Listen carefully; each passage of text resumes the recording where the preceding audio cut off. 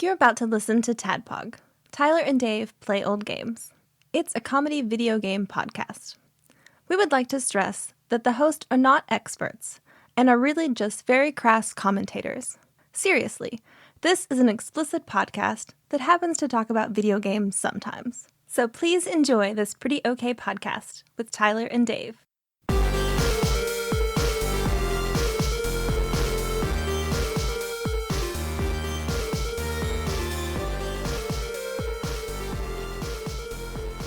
Hello, Internet, and welcome. It's a regular-ass Tadpog episode. Almost. What's the definition of a Almost. regular-ass Tadpog episode at this point? The three of us, and it's not tabletop. That's a pretty low bar, but yeah, Yep, you're right. We do meet those The old requirements. Tadpog standard, the low bar. We need another intro for these episodes that we're doing between tabletops that don't cover video games. That sounds like work. yeah, you're right. How about we just do what we do? There we go.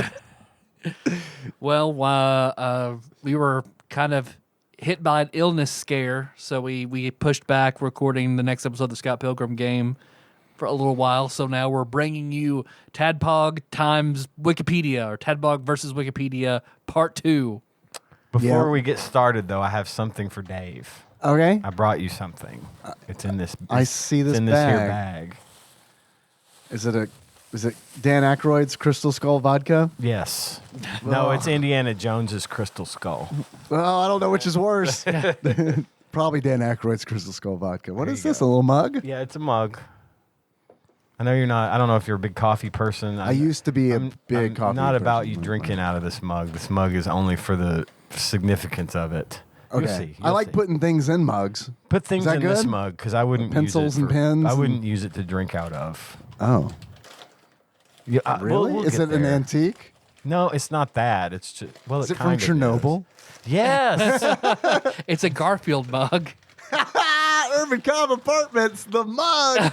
Urban Cobb's on here. No, this is awesome. I'm gonna keep like Lem's dice in this. there you or go. something. That's a good dice for a Yahtzee. Yeah, That's really. I'll yell Yahtzee every time I roll. You guys are gonna love it. We were at an antique mall thing over the weekend. We'll sometimes just go wander around and look at the old stuff. And they had two of these. It's a Dude. mug that says Irvin Cobb Apartments, Paducah, Kentucky on the Yeah. back, and a silhouette, the famous Irvin Cobb silhouette on the other side.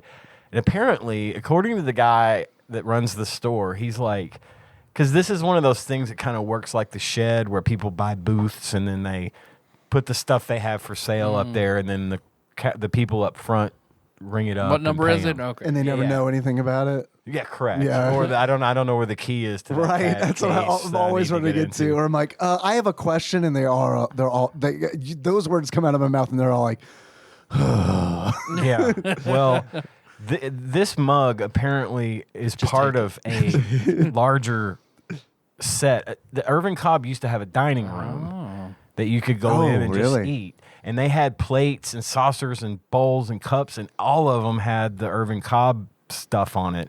And His silhouette? the guy's like, I didn't even know we had. He said, I haven't seen any of that. He's an older dude, and he's like, I haven't seen any of that Irvin Cobb stuff in I don't know how long. I said, have you ever seen a full set? And he looked at me like I'd asked him if he'd ever seen the Crystal Skull. He's like, no, that stuff's long gone or whatever. So yeah, I saw that and I absolutely had You to have a buy true Dude. piece of Paducah memorabilia. dude, right there. thank you. This is awesome. That is the real deal. I right there. legitimately love this. I do.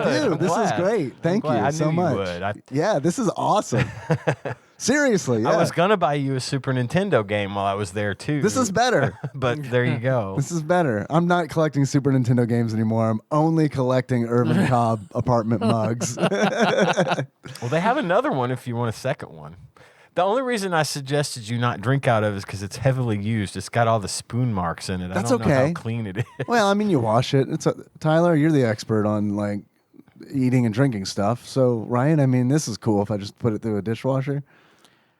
I would not hand wash it only. Hand wash it. Oh yeah, because we don't want It'll take off the that exterior, yep. yeah, that silhouette to come off. But if we wash it, you can drink out of it, right? Yeah. It I might should just be put Lem's fine. dice I in don't- there. Whatever, it's yours. Do what you want with I it. love it, dude. Thank you. I'm gonna pour my Modelo in there right now. No, I'm not gonna do that. Yeah, it has not been washed since I bought it, so Yeah. maybe I think don't. I might. Yeah, I don't know. Thank you. That's awesome, man. You're welcome. I'm so surprised.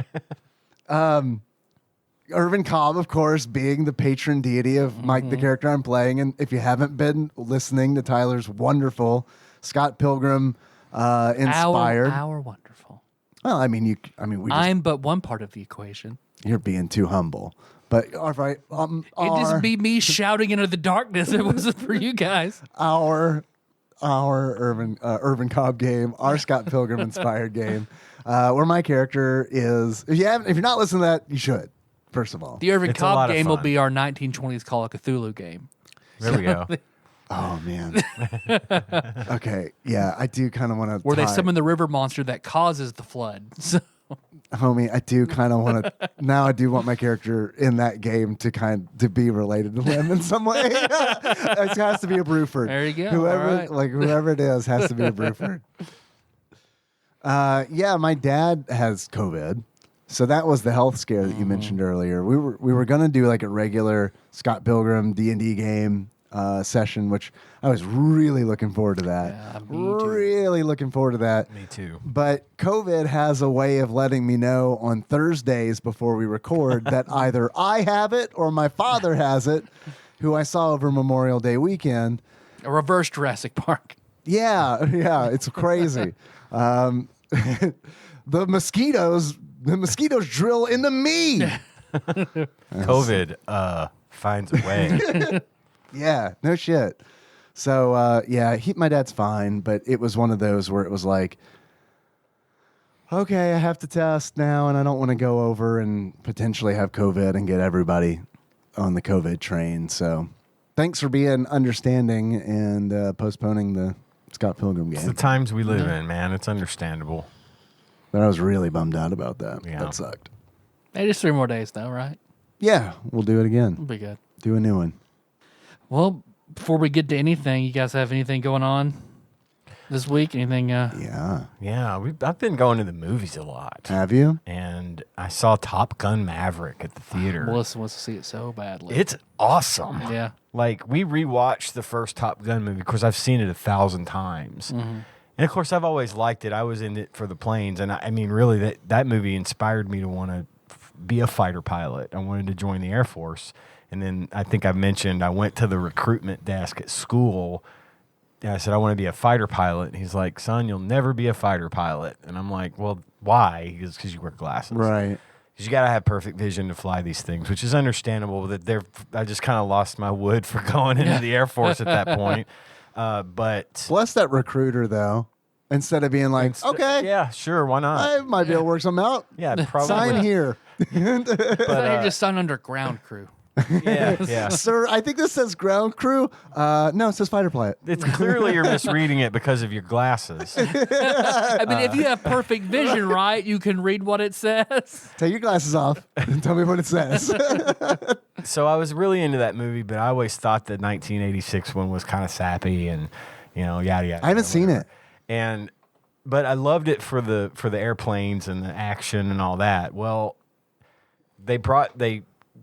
Maverick released over Memorial Day weekend, and it was a huge success. It was very well received, and it is like awesome. It is so fucking good. Like I'm surprised. haven't had. Everyone on Facebook I've read it's like, this is incredible. I have not had that much fun at the movies in a long time. It was insanely well done. And of course, with today's technology and money, they were able to really do the thing with the jets and this. I mean, they did it before, but it was like you'd see them flying in a jet, so they probably just took them for a ride along or whatever and got some, footage. These people were in these airplanes, and they were being flown by, obviously, real pilots, but they made it look like they were the one. It was insanely good, and I highly recommend it because it's just a lot of fun. It's kind of important that you know what happens in the first one, and you could probably just read Wikipedia to find out. and then go see it, because it's one of those things that I rarely say this, but it's one of those things I really recommend you see in the theater if you get the chance, because it's so loud and like just in your face with all this flying. I mean, I was literally like, found myself moving with him, Yeah. like getting into the action so much, Like it's and holding Universal my Studios. yeah, exactly, holding my breath in certain parts, like, oh shit, what's gonna happen next? It was a really, really fun time. And Well, Tom Cruise is a lot more clear now. He's like a level 7 Zeta Theta clear Scientologist. The He's monotube. way better now than he was back then. He's like a little too clear. So of course it's better. he there was a neat little thing at the beginning, and I'd say not really a spoiler, but if you really want the full experience, skip ahead, I don't know, 15, 20 seconds, but Tom Cruise 20 minutes. 25 minutes. I'm going to talk about the entire movie in detail. No, before the movie even starts, it shows Tom Cruise. He comes on the screen. It's just like yesterday, sitting in the theater, and he thanks everyone for coming to the movie, and we made this for you, and we're really glad you were able to come see it, and we hope you enjoy the show. It was just like this neat little thing that I don't think I've ever seen that happen before, But anyway. I'm Troy McClure. I'm Troy McClure. You might remember me from such airplane fighter pilot movies as... Unless it's Ferris Bueller scolded you for staying in the theater. Go. It's What over. are you doing? But yeah, it was a great experience. And Cool. It was a lot of fun. I recommend it extremely. So does John Turley, by the way. He went and saw it with his little boy. Yeah. Said he was fist bumping, the kid. John's kid was fist bumping and getting into it, it's really cool. So John Turley. That's a name I haven't heard in a long time. A long time. the presence I haven't felt Since since whoosh. You guys seen that? Star Wars? Obi-Wan. Obi-Wan. Haven't started it Have you yet. seen this Star Wars? Star Wars? Can you tell me more about it? Man, Meryl. Tired of all these Star Wars. I watched the first 2 episodes of Obi-Wan, but I haven't seen the most recent one. I'm letting them build up. I can't do it. I've gotten stuck on Umbrella Academy. Yeah, okay. Holy crap. That fucking show is good. I've heard also, great things about it. I have really enjoyed Umbrella Academy. And that was just a random thing I was watching apropos of nothing. But yeah, I've been waiting to start Obi-Wan, and I've got Star Trek, the new Star Trek series to start. And Too much stuff to watch. too much. There's too much stuff to My watch. problem is I have time. I've just stopped. I just stopped everything. I watched Down to a No with Melissa. That's Yeah. it. I get have it. time because I watch during lunch and stuff, but a lot of it's stuff Tanya wants to watch too, and then we don't. Yeah. We'll sit down and we'll watch fucking Law and Order SVU for 3 hours and go to bed. Like, Yeah. do our crossword puzzles and watch SVU.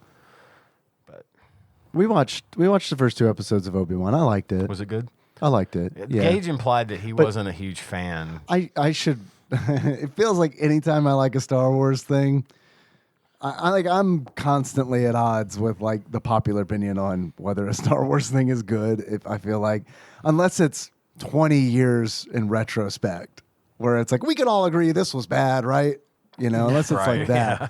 But like with modern stuff, I feel like I'm constantly at odds because like so many people didn't like the new trilogy, and it's like I liked it a lot. Oh, I did too. I get the problems that people have with it, but I still enjoyed It was it. a fun movie, fun trilogy. But yeah. So I guess what I'm trying to say is, don't take my word for it. Watch Obi-Wan Yeah, on your own. we're gonna watch it. I It's think- I just need.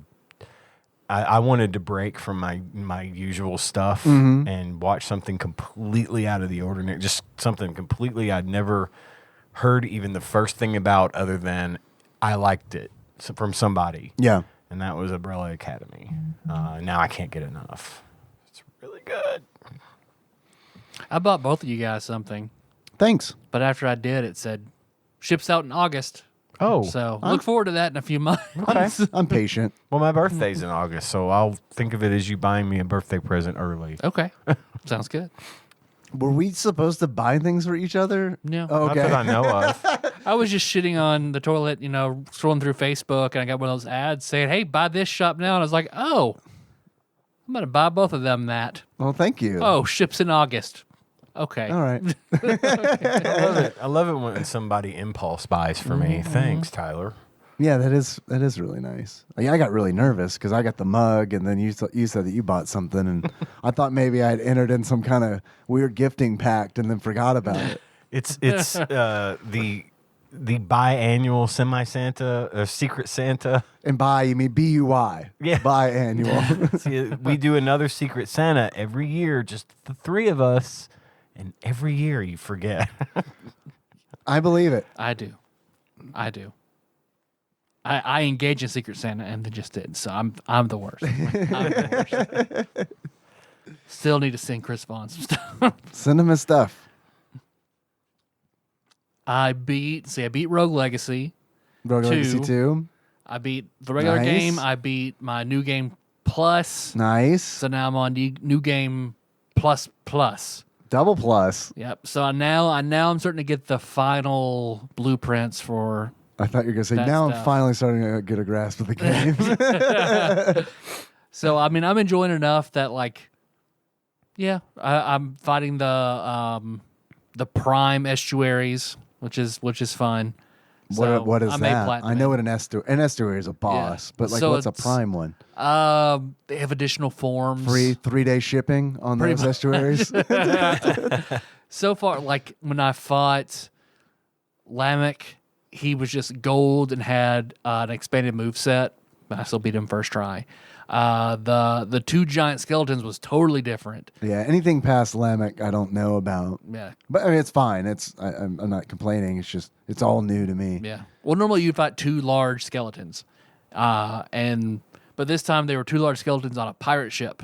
So I'm dealing with like the pirate ship moving and shit, and then other skeletons are falling down and cannonballs are falling down. So it's a whole different battle. Is the King K. Rool theme playing while you do God, it? I wish. Dun, dun, dun, dun, dun, dun.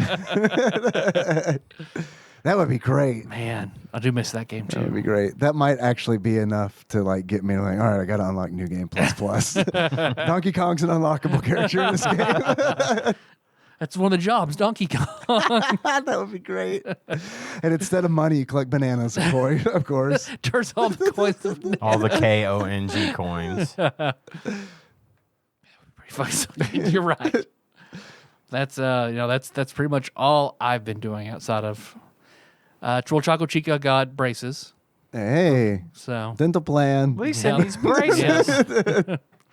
Choco Chica needs braces. Dental plan. Good. I'm glad to hear that. That's good. So yeah, that's about it. I've been playing Persona 4 Golden still enjoying it. Yes. Just taking my time. I have no idea how far I am through the game. I can tell you that we just got done with our summer break, and that Naoto, the detective, has enrolled in my school, and that's where I am now. So, All right. what? Naoto's badass. Badass. Yeah. Well, that'll mean something to people who have played the game, I guess. But like, it was a good game. I'm still really enjoying it. Although, like, I got to tell you that I've told you, Tyler, you and we've been talking about the game, like, through messages and stuff, because I know you really like it, and I like talking about it. But like, I am so surprised how much I prefer the day-to-day visual novel to. I prefer that Slice of life. to the dungeon stuff, like for Yep. sure. Like the dungeons kind of feel like each one I've done so far has been themed specifically, and those themes feel very different. But like once you're in it, like to me, like a lot of the floors just seem like, okay, this is just like corridor, and it's just like Mechanics are kind of similar. yeah. And yeah. even like I was surprised because it's like, y'all, this game came out like late enough where you can have more than like 5 enemy models that you palette swap because it's like, come on, man. Yeah. You got the hand, you got the hand, you got the gorilla cop with a hole in his belly. You got, and that's it. You got the tank. I mean, there's really not that many. Because this is the one where Margaret's in the Velvet Room, right? That she's one of the. Yeah. Because you've got the girl with the hat and the short hair. And, Yeah, that her name is Marie. Marie, that's who I'm thinking Yeah. of. Okay. And then you've got Margaret, the blonde, and then you've got Igor, the Gargamel, shaved Gargamel. Yep. Or what's his name from who's the boss of the Minions? Gru? Gru. Gru. Yeah, he kind of looks Kind like of a Grugamel. a little bit of a Grugamel, yeah.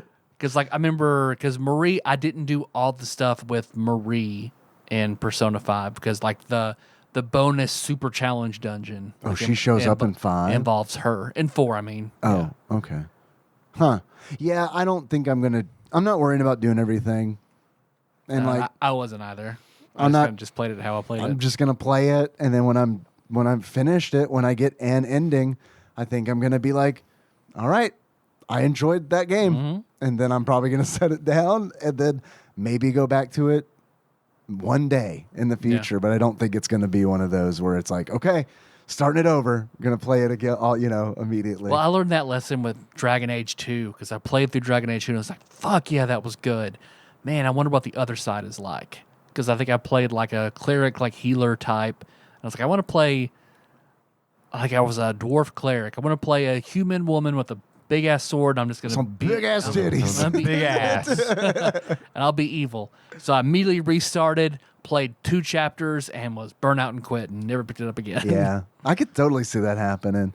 One of the things that I think Dragon Age Origins did so well was like they kind of gave you that experience, but like each origin story was only like 2 hours long. Yep. So it's like it was fun to play through each one of those origin stories, even though there were having like 6 of them or something like that. And it's like, but that's 12 hours of content, but it didn't feel like it. It just felt like, yeah, man, I'm just doing these and they're easy and they're breezy. And it's like, learning the lore of the game in a really good way because they're showing it to you. You're not, reading a extended prologue. Like a Skyrim book you pick up and have to flip through. Right. Yeah. Which, I like that. I like that they do that in Skyrim. I think like that kind of stuff is neat too, to have books and all that. That's really cool. But yeah, I mean, when it's one of those where it's nice to be shown stuff. Yeah. Yeah. And in Dragon Age Origins, you really are shown stuff because it's like each of the origins are taking place in like a different part of the world with like a different race and like a different like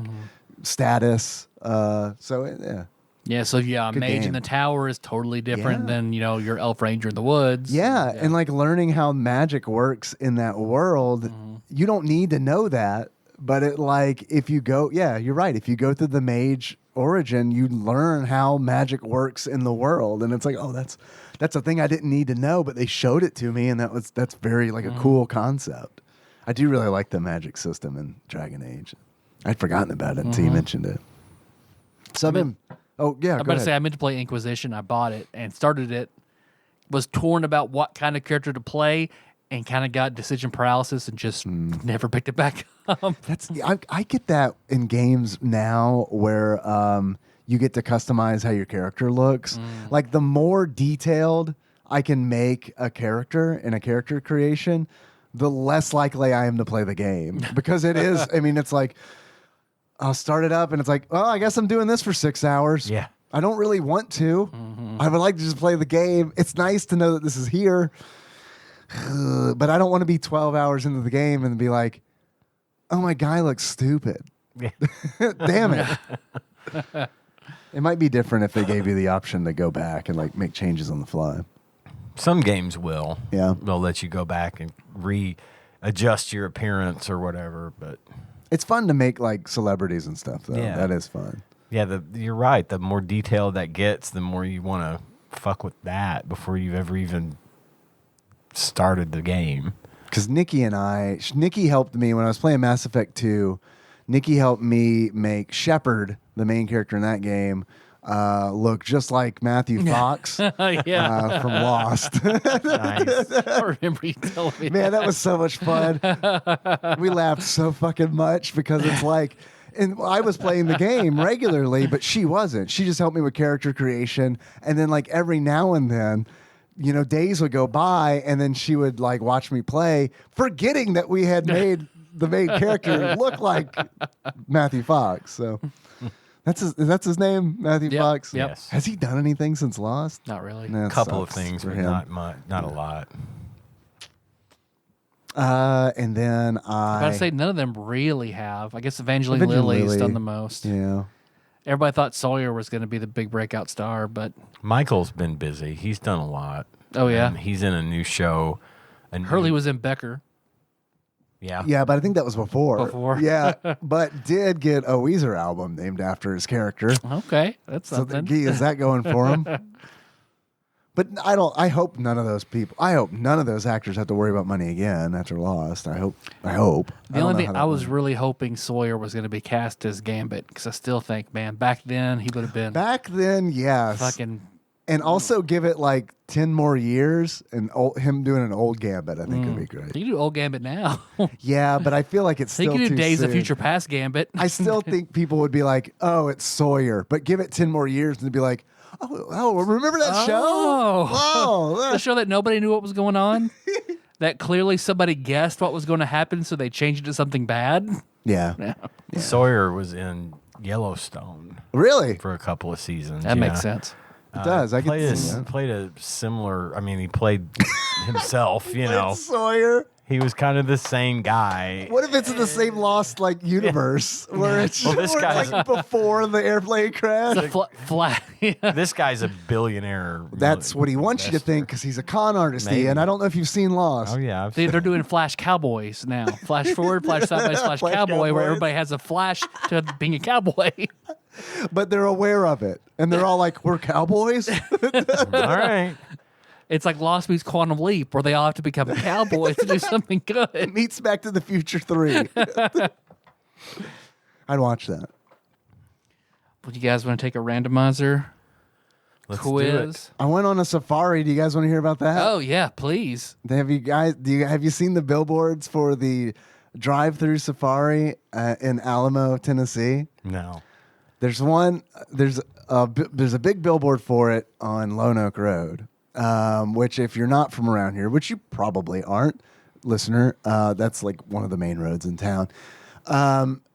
So I pass it every day going to work, and I've been trying to think of like things to do with Henry, and a friend of his, they were playing at the park, and I was talking to his dad, and he mentioned it that they had gone, and he was telling me these stories, and it's like, all right, I'm fucking going. We're fucking going to the drive-through safari park in Alamo, Tennessee. So we went yesterday. It's 2 hours away. We loaded up in the car at like 10 to try to get there when they open at 12. We stopped at 8, at the Dairy Queen there in Alamo, Tennessee, which they only had like 4 restaurants. So it was like, I guess Dairy Queen. So we ate there. Safe bet. Yeah, it was good. It was fine. They have some good chicken nuggets there. I didn't realize that they had. So we get to the drive-through safari park, and it was really cool. I was surprised by how cool it was. You pull up, and they're like, okay, have you been here before? And we were like, no. And they're like, okay, don't go over 5 miles per hour. Don't pet the animals. Stay in your car. It's like, okay, I'm all good with this. And then so she starts talking. She's like, do you want any feed? They sell feed at the the little building where you register. We brought our Dairy Queen to feed to the animals. Yeah, We're she's okay. like, it's fine. They eat chicken nuggets. Do they like gravy? Let's fast track these guys. They brought Dairy Queen for the draft. So they give the feed in these big buckets, right? And these big white buckets. And so she's like, can you roll down the window where your little girl is, and I'll tell her what to do. And I was like, and I kind of look at Henry. He's fine. So I was like, all right, we're going to let this roll. Because he's long hair. Yeah. So we rolled it. He's used. We're all used to this. So now it's like, I don't say anything unless he looks like visibly upset, which he never is, which I think is awesome. We've had many conversations where it's like, I remember him being in preschool because he likes to wear his hair long. Him being in preschool and like coming home and being like, someone called me a girl. And it's like, okay, well, Are you a girl? No. And okay, is there anything wrong with girls? No. Okay. I mean, I guess just tell him you're not a girl. No point getting mad over that. So she's like, the woman, like, all right. So she's got a bucket full of feed, and she's like, okay, make sure you hold the bucket like this. And she's got her whole hand on the cylinder part of the bucket. Don't hold it like this. And then she puts her thumbs over the lip of the buckets. Because if you hold it like this, the animals will bite your thumbs. And so You'll end up like this, and she tucks her thumbs away. no, she calls a guy over. Larry, show him your She hand. does the magic trick. Then your thumb will look like this, pulls our thumb off. Henry freaks out, and we have to go home. Well, he took it like way better than Nikki did. Because she was like, Nikki starts crying. yeah, I think it's okay, sweetie. It's all right. You don't have to hold a bucket. But like, Sir, your husband is visibly upset.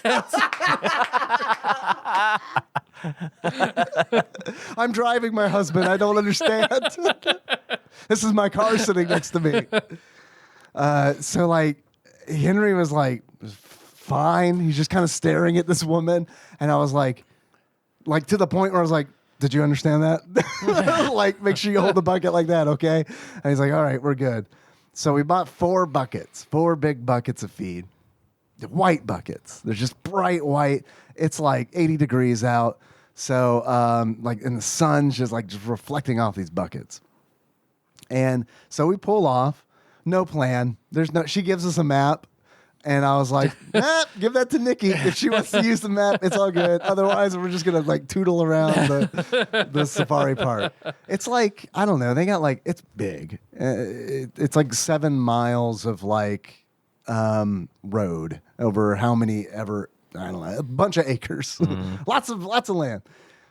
So we're driving and man, right from the get-go, there's this ostrich who's right at the gates. He's just waiting at the gates. He knows where the food is. And he knows he's smart enough to be like, I've been at the end of this road before, and there isn't nearly as many white buckets as there are at the beginning.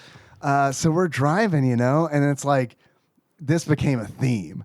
The ostrich just stood in the middle of the road. I mean, it was like a highway, man, and where it's we're being extorted for feed, and he it's crazy. I knew these animals were big, all of the animals we saw. I knew they were big, but they're fucking huge. They're really big. So we're in my Honda Accord, my off-road vehicle, and also my wife.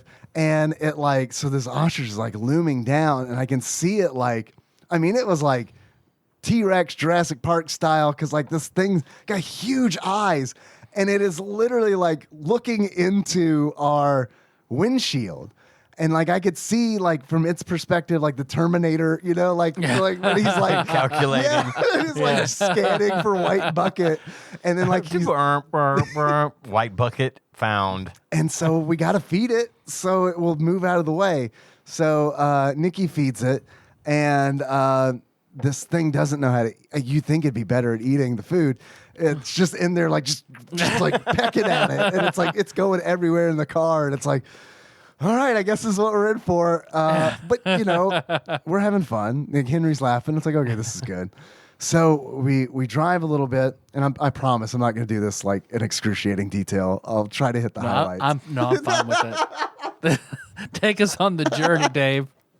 So how much food is still in your car? a lot, and I'll tell you this. I sent Nikki a text message earlier where it's I'm glad I didn't wash the car yesterday because it rained so much today. But by the time we left that park, I had so much animal snot on my windows and on the side. And if you look at my when we're done recording, we'll go out. I'll show you where I hope this will buff out. We're just a horn, just scrape the side of my car. There are a few perverts that must really love the safari park. So so we get in there and we get past the ostrich who greeted us, and the ostriches, that's a theme. They just kept showing up. And like it got to the point where it's like, all right, guys, we're done feeding ostriches. So we're like, you're cut off. That's why the one went to the front. He's like, yeah, everybody says that. And if you don't get to the front, buddy, You're not tired of me yet. I was real excited to see the zebras because they have zebras there. And so we pull in past the ostrich, and on the horizon, I see zebras. And it's like, okay, zebras. I want to hit the zebras up. So, but before we get there, we had to take this long, like winding road. And it's all good. There are a bunch of, like, they had so many deer. Like, not like the deer not like roadkill deer that you see all the time, but like just different species of deer. Like, I guess like antelope and stuff like that. And they're like everywhere. They're everywhere. Like, it's like when the woman was like, don't drive over 5 miles per hour. It's like, I don't have the option. I'm essentially just like slightly nudging. I have to like nudge animals slightly and like to get them to move. Yeah, because they're just like, I mean, you're gonna feed us, right? And it's like, we have 4 buckets. And at one point, I had to like throw it in reverse to like drive around a bison. And it was just like, I'm putting it in reverse. I'm like, I need everybody to look behind me and make sure that there's not a small deer or something that's just like, you know, oh, is this hole where the hot air is coming out? Is this where the bucket is? Didn't kill any animals, thankfully. Good. But so we get Got up to 30, opened my car door, got an ostrich real fucking good. the ostrich. Just gunned it right over those motherfuckers. The ostrich. There was an ostrich, another ostrich. Like, and there's like all these signs, right? That are just like, they give you instructions, but they don't tell you why. So like for instance, we get to a part where it's like, keep windows rolled up until you're past the bamboo. And it's like, okay. And we like roll the windows up and it's like, why? And then like, there's an ostrich there. Apparently he didn't get the memo. And he's like looming above, like we're backed up because like we found out, I guess. No, actually we didn't find out why. Past the bamboo is just like llamas. I mean, it's just llamas, like so many goddamn llamas, like a ridiculous amount of llamas. And it's like, there were so many llamas just swarming the cars for food that no one could drive. And it's so like, we're going like, we're just crawling and crawling. And so like, as we're crawling, there's this one fucking ostrich, man. And he is just like, he did the Terminator vision. I saw him and I was like, hide the buckets. And we didn't hide the buckets in time. He like zoned in on the bucket and he's like standing over it. And the ostriches do this thing where they just have their mouth open, like slightly open constantly. And it's like really off-putting. And he's looming. He's like the church basement girl. His mouth is always open, just a little bit. He's looming over the car and he's like, he sees the bucket and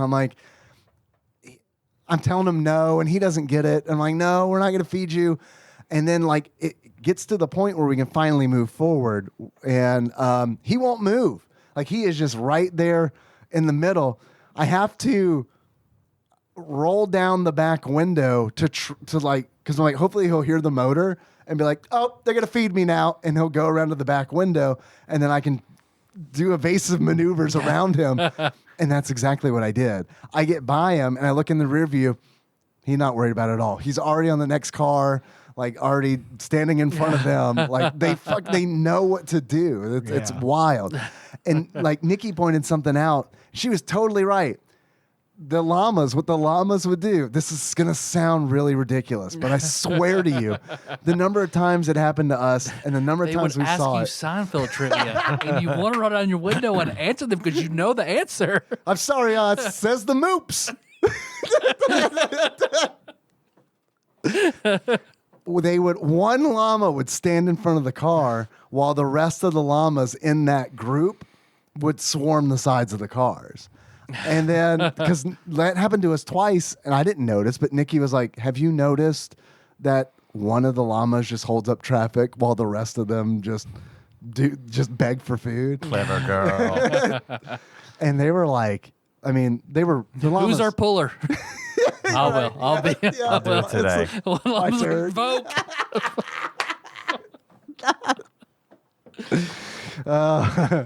What that one drop? Just more feed.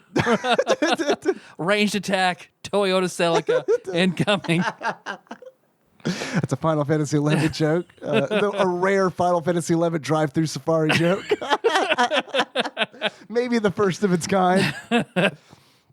But we got to the zebras, and it's like, oh man, it's fucking zebra time. And so I'm driving, so I'm not feeding any of the animals. To which I told multiple animals, I'm like, I'm just a driver. I don't have any. The buckets are on the other side of the car. And so like we could pull up, the zebras are standing there.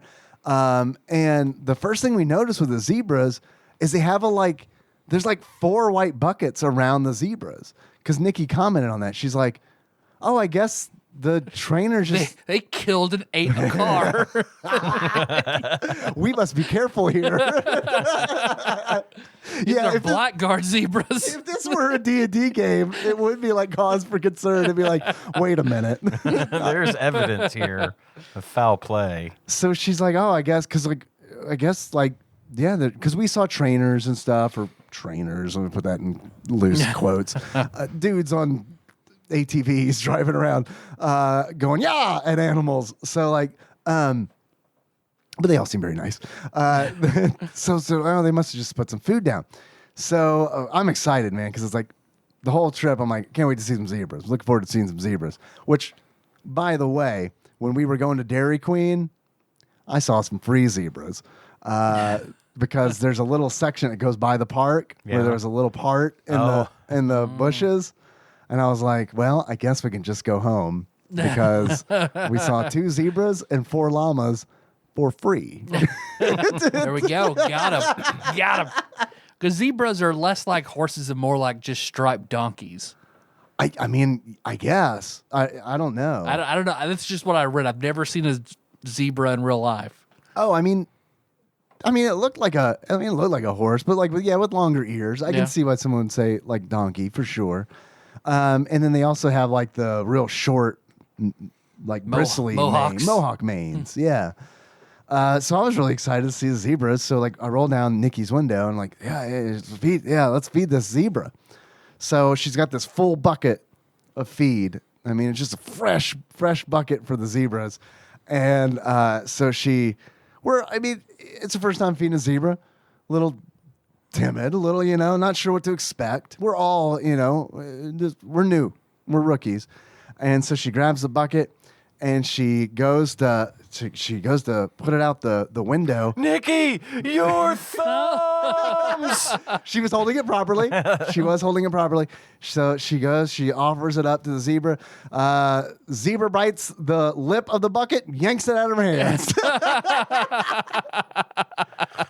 Question, All right. answer. Yep. Just immediately. And then the zebras are like, we got our bucket, and like just ignored us while they just ate out of the bucket. Which I got to be honest, sucks to have lost that bucket, but at the same time, I'll never forget when a zebra stole a bucket from my life. It was good. Granddad, have you ever had a bucket stolen from you? Well, Let me tell you, Which hypothetical time? grandson. It was awesome. I mean, it was cool. It was cool. Like they were like the bison part was the most boring part because it was so hot and they had like a pond and it's like, so the bison were all like, we're going to lay in the water. So like we got a whole bunch of road where nothing's there. Mm-hmm. So we just drove around and it's like, well, that was, I guess. There was one cool moment and that is when I had to drive around the bison because someone like just dumped a bunch of food in the middle of the road and it's like, you can't just dump food in the middle of the road. Yeah. They're gonna congregate there. No one's gonna be able. They're big, Bigger than the car. dude. Let me tell you something that I had no idea was this big. Fucking camels. Camels are enormous. They're fucking huge. They're huge. I came in like They're like at the hump. They're like 8 feet tall. Dude. somebody had like taller than that. I think. I mean, there's like these are so nuts. fucking tall. They're ridiculous. A camel killed a guy in like a ride along. I heard about that recently, not too long ago. Yeah. They're also mean. Yeah. Animals are mean. Yeah.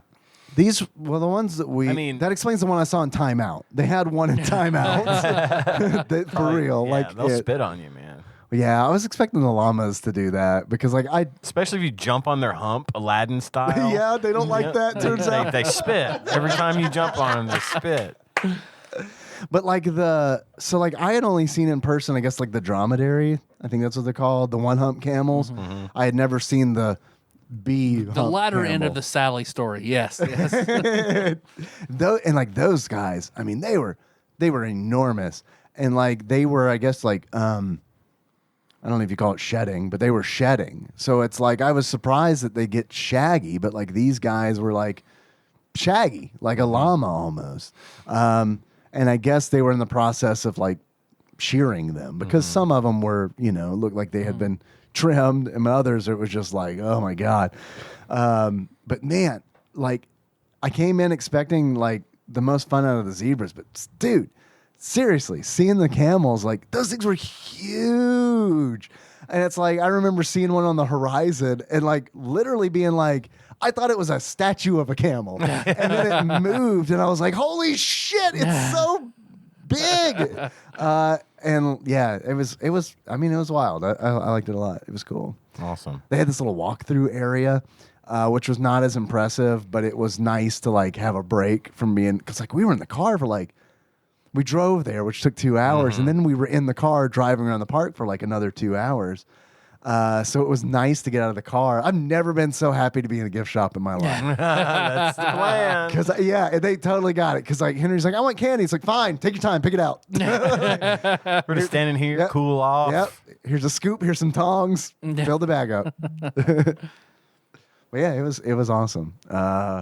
I don't know that I would go back anytime soon because it's kind of one of those things where it's you do it and then it's kind of like a repeat. it's kind of thing. done. Yeah. But yeah, it was neat. We're gonna hit up the Discovery Park. I've heard Discovery good Park's- things about Discovery We do Park. Discovery Park at least once a year. Yeah. Discovery Park's great. Awesome. I think Henry will like that. Oh, a yeah. lot. Fuck yeah. Yeah. We haven't been yet, so I'm excited to go. Oh, man. Yeah, he absolutely will. He'll go nuts for it. We passed It is. It is absolutely it's great. Awesome. It's fucking great. That's great. I love to hear that. We passed it on the way to the safari Yeah. park.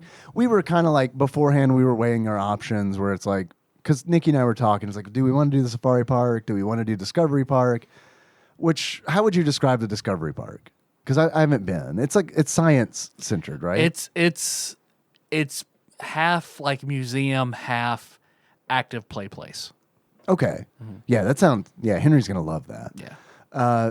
We were Isn't weighing that our in options. Union City or Yep. something? Yeah. And And it's pretty cheap. yeah. So that's why we'll take all the kids for a day at the Discovery Park for super cheap. I see they've got new hotels there, which I guess they popped up after the Discovery Park, but they gotta get more stuff there because it's my mom, I was telling my mom earlier today, how things went at the safari park and that we're planning on going to the Discovery Park soon.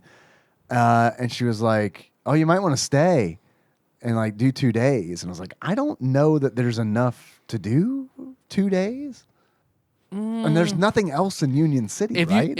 Right. If you No. got there early, you could do it all in one day happily. yeah, I think, Yeah. that's It's still fun to go back. We've been back multiple times. But yeah. cool. I'm looking forward to that. We went to the safari park first just because it was I told Nikki, I was I want to see some animals. I haven't seen any animals in a long time. I want to see some animals, and I think this will be fun. Yeah. I know Anna went to I think it's the one, the Alamo Safari Park. Yeah. She was talking about. That explains her lack of thumbs. Right. Right. They're just gone. She Nope. won't talk about it. Because when Now we we understand. so when she turned 16, she wanted a car. Her and Melissa were looking forever. She found a Chevy Cruze that she liked. We bought her a Chevy Cruze. She loved it. That was her car.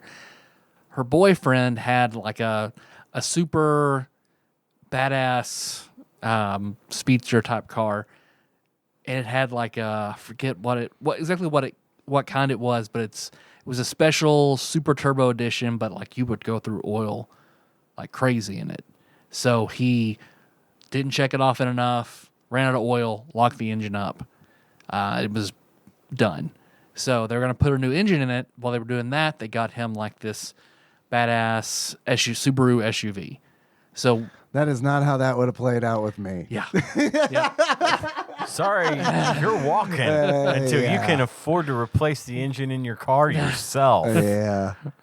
Well, he had In he your had a, Mazda 626, that's worth $2,000. Exactly. he had a super badass truck that he loved, and then his parents talked him into getting the super speedster car. So he reluctantly gave up his truck to get the speedster car. I guess didn't know all what all it took, so locked the engine up, got in the SUV. Whenever the car was fixed, then they had this SUV. So like, hey Anna, you want this car? So she's like, okay, yeah. So then we had the Cruise. It's like, okay, well, that's a pretty badass SUV. Okay, you're 18. I get it. So whenever she wanted to go to the safari park, she called Melissa and was like, hey, I don't want to take this car to the safari park. Can I take Right. the Cruise? And Melissa asked me, and I was like, no. Like, hey, Tyler, that shitty car you bought me, can I Yeah. take it for the animals to rub on? No. Yeah. No. They're definitely gonna rub on it. They're definitely gonna rub on it. The little scratch I have in my car will probably buff out. But I'm surprised. Like, I mean, so many like horned beasts. I mean, it was like because they have all those deer, and they're not like I wouldn't say domesticated, but they're definitely used to cars and people and like, getting up and close and getting their food. So This would be bad when the deer and the camel crossbreed and you get these giant 40-point camel deers that are just like turning over cars. And Princess shit. Mononoke style in beasts. the buckets. Yeah. They learn how to talk, but their only word is bucket. They're stepping over the fence. Bucket. Take over Union City. They get intelligence of the Discovery Park. They know bucket and Onisan. Eduardo.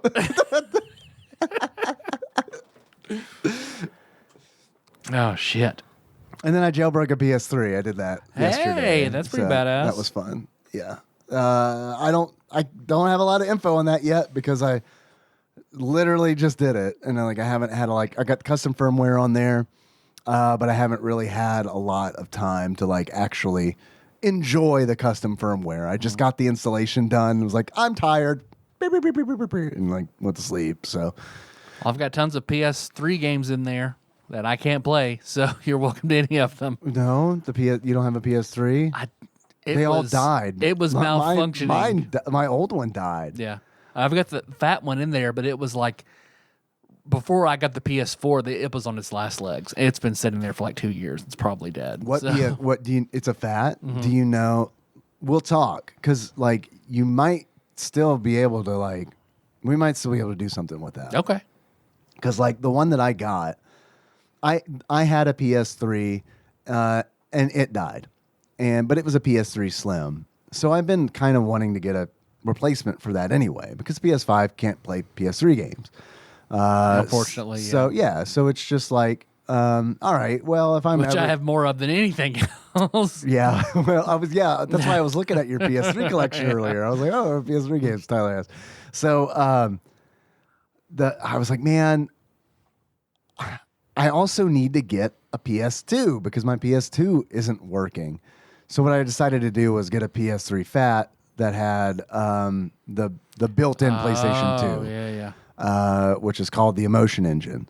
So it's I got the PS3 that can play. It's backwards compatible, hardware backwards compatible with PS2 and PS1. That's nice. Damn. So I was playing a little bit of Silent Hill on it last night, just enough to test it, because that was the retro, the Discord Retro Club game of the month that I started to emulate on my PC, and I was like, it sucks. It's fine. It worked, but it was just kind of I don't know, man. I guess I just didn't trust it, honestly. I guess that's why, because anytime I emulate something, I worry that my save's not going to save, or so many times I remember emulating Super Nintendo games, and obviously this is my own fault, but accidentally saving a state over something that I needed. And it's I'm fucked. So it's I don't need all that power. I can't be trusted with it. So yeah, I mean, it all seemed to work fine.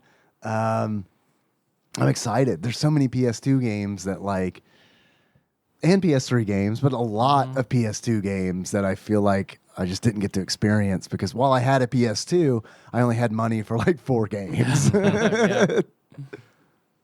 No, I get that because I bought that Dragon's Crown for us to play. Yeah, I still got it.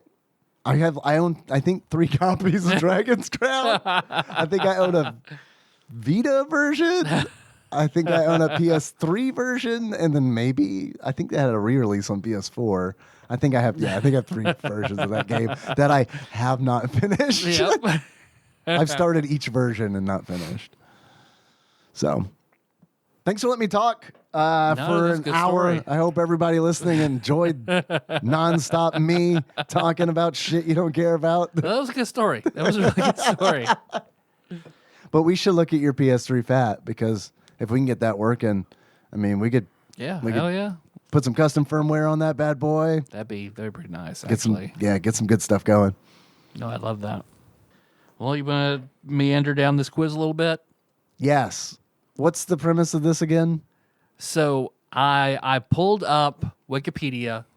I started with what the article of the day was, and then just went, just kind of picking things at random that then evoked an image that I would ask a question about for all of us. Sort of a get to know you sort of question based entirely off whatever random page, whatever rabbit hole I went down on Wikipedia. So as we stopped last time, I had started with the Nazi Party, and we ended up in Mardi Gras. As you do. So we were all, We ended up in Mardi Gras? yep. Yeah. I thought maybe it was Bourbon Street. Really? Man, I must have been drunk by the end of that. And I'd followed an organization called like the Daughters of Nyx, who were like a singing organization on Bourbon Street. So that made me think, Nyx, okay, we've been playing Hades. Who is your favorite Greek god? We did that one We did that one. We did that actually one. talked about that. because I remember answering Poseidon, Yeah. or was it? Yeah, I think I did.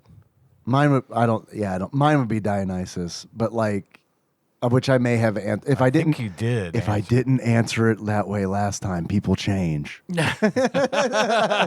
I'm drinking a beer right now, therefore celebrating Dionysus. But yeah, like that also ties into Mardi Gras because of the whole like king of the parade. Yep.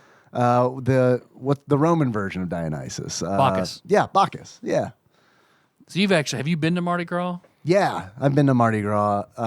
Not like any time where I was old enough to like really enjoy it, but like I remember seeing some bare breasts as a 7-year-old at Mardi Gras, and I was swiftly escorted away from that Yeah. from that parade once it kind of got a little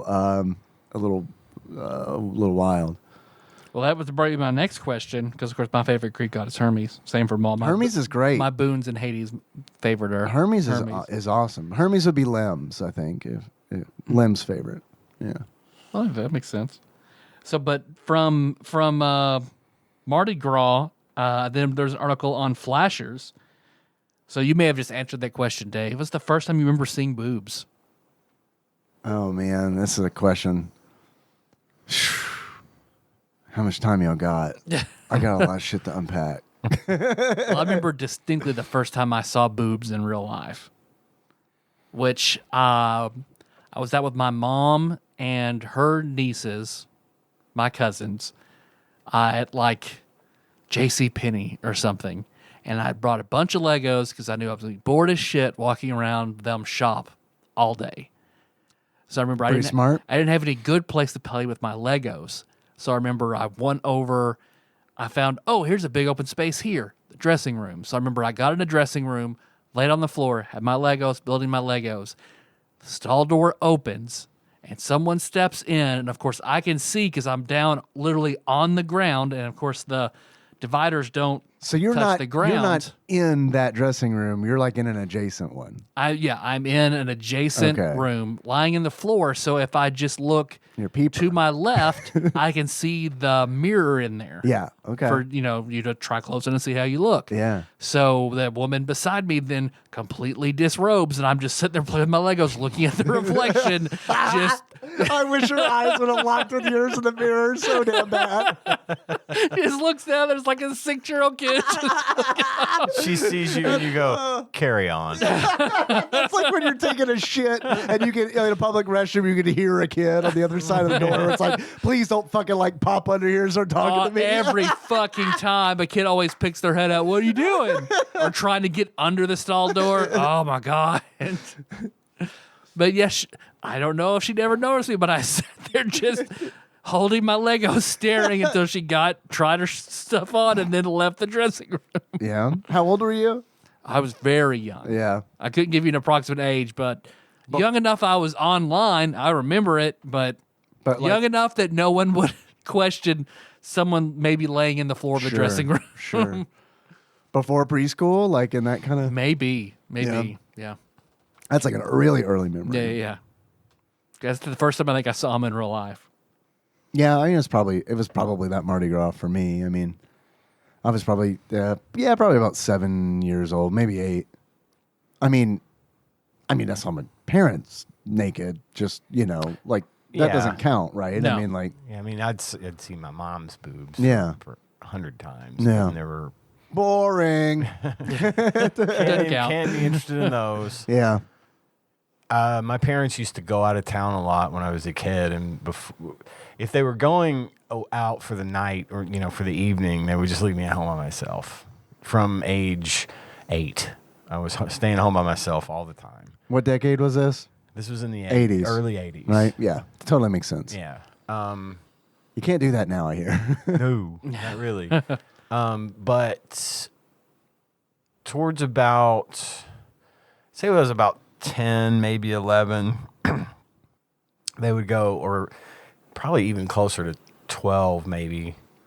I don't know. They would go out of town and like have someone come stay with me. And this one woman that used to stay with me, I had a huge crush on. She was a teacher at the school where my mom worked, and actually I wasn't attending there anymore, but they would hire her. She was young. She was in her like mid-20s and redheaded, just right up John's alley, But I remember I was supposed to be in bed, and she was staying in my parents' room, and I came out. My house was like, at the time, it wasn't a very big house, but it was essentially a circle. You could get anywhere in the house by taking a right or a left out Yeah. of any door. You know what I mean? We had a floor plan like that when I was a kid too. kind Houses of like a- that are awesome. Yeah, you could get there anyway. And I went into the kitchen from my room, which was at the front of the house. My parents' room was at the back of the house. And I was going to go to the kitchen, and so I went around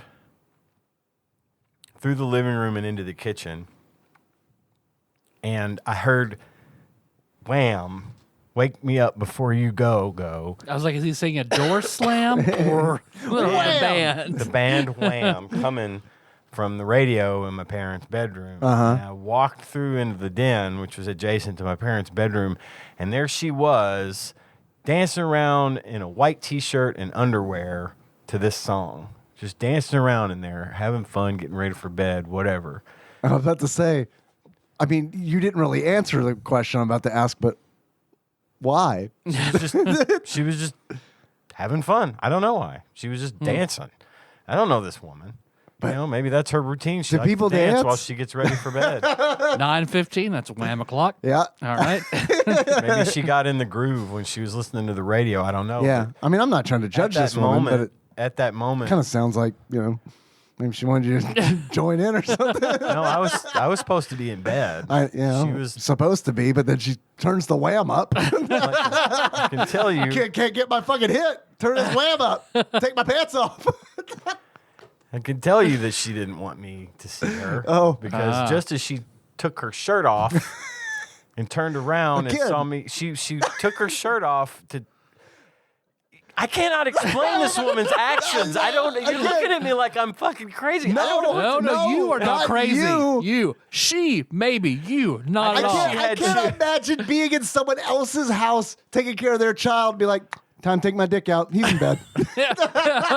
It's dick out dance time. Put Nirvana on, take my pants off. I guess she had too much faith that I was sound asleep because I walked into the living room or the den and stuck my head around, and she had just taken her shirt off. I guess she was getting ready to put her nightgown on or something. Oh, okay, And okay. Saw her boobs, and she saw me and screamed, and of course, covered herself up. It was like, Right. "Why are you in it? Why are you up?" I'm like, "I wanted to get something to drink. I'm sorry, but not really, because you're really hot. And those are awesome. I have more questions for you. What are you doing?" I live here.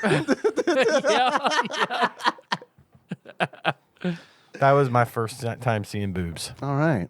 How old were you? I want to say 11 or 36. 12. 11, 12, 36. I used to always try to. Oh man, always try to flirt with the babysitters. Oh and, yeah. man. My perspective is all screwed up when I'm 7. I don't know that all of my babysitters were gorgeous, but in my perspective, they were. definitely were. Yeah, they definitely they were. They were, and I wanted to oh boy, Gotta get your practice in. just be around them. You know what I Yeah, mean? yeah, I do. Like just be around them. I had a number of actually really hot babysitters growing up because they always worked at one of my dad's jewelry stores. So they would be young or just out of school or in college or something, and mom and dad would go out, and dad would be like, "Well, we need a babysitter," and they'd call Felicia, and Felicia would come over and sit with me, and boy, Felicia was something. And this is when I'm like 6 and 7 years Sure. old, and I mean, yeah, prime babysitting. definitely age. like working my moves on this girl. Yeah. You know what I mean? Yeah. And she loved it. She thought it was the funniest thing. But Yeah. I was being serious. Right. No, we definitely we're on the same wavelength. Yeah. This little piece of dick can't fuck. Yeah. Do not laugh. Look, sometimes things happen to it that I don't understand. Maybe you could help me understand. You're a grown up. I remember there was one babysitter that, I wanted to flirt with. I remember she was coming over. My parents had left. She was there. And she had mentioned something about cologne. And I knew there was one cologne in my dad's. It's Stetson. It has to be. No, not. Brute. But there was one cologne I was not supposed to touch. It was too expensive because sometimes I'd get one spray if we were going to church or something of dad's cologne. But he had one This that is was my like, church no, cologne. it's too expensive. Because dad, he wouldn't spray it on himself. He would spray it on the cap and just barely touch the cap. And I remember I'm going to use that. I'm going to use the expensive stuff. I'll just throw my clothes. They'll never know. So it was Joop. Oh my Remember goodness. Joop? Joop. Is that a Salt and Pepper lyric? It's like I want a Joop. JOO and an upside down P and exclamation mark or Yes, something. I do remember Yeah. that. I'm looking this up right now. I remember I fucking coated myself in Joop. And walked out and she was like, "Oh my God." That's pretty sexy, isn't It's it? what is that? I was like, Joop. She's like, I love Joop, but that's a lot of Joop. I love Joop. Take your pants off. Joop. You can get it at Walmart. Yeah, makes a lot of lines up. Actual retail value of Joop at Walmart, $21.49. But maybe 1994, it might have been different. not adjusted for inflation. But I don't know if it has changed since. Oh, then. that is exactly the same. Nice. Dad had that little burgundy cap, and he would just barely touch his neck on either side before we go to church. Father's Day, Tyler. You need to get your dad some Joop. I really think he has the same bottle in there. I really do. He had 2 colognes of memory, Joop and Dracar Noir. Dracar Noir, yeah. I remember getting a bottle of Dracar Noir from my aunt when I went to her for some girl trouble I was having. And she was, I think her response was, this is not what she said, but now as a 40-year-old man looking back, her solution was, I'm going to give him all of my husband's cologne that I don't like. And Drakkar Noir was one of those, along with Stetson. I only ever wore Polo Polo, by Ralph Lauren. Yeah. It's still around. It's kind of like the Chanel No. 5 kind of thing, where it's been just this one. You can still buy it. Yeah. It's like Jupe. You could still buy it. That's the only cologne I ever wore in high school. My aunt worked for Ralph Lauren for a long time, and so we always got that kind of stuff. And Do you wear any cologne currently? no, I don't put on cologne now. Yeah, I had 3 colognes in rotation in high school, and they kind of petered off. I know in, one of them in for college, sure. Maybe and I don't 2. wear it at all now. Because I know What that do you I think had they are? to. And I feel like we've talked about this before. Probably. Tommy, for sure.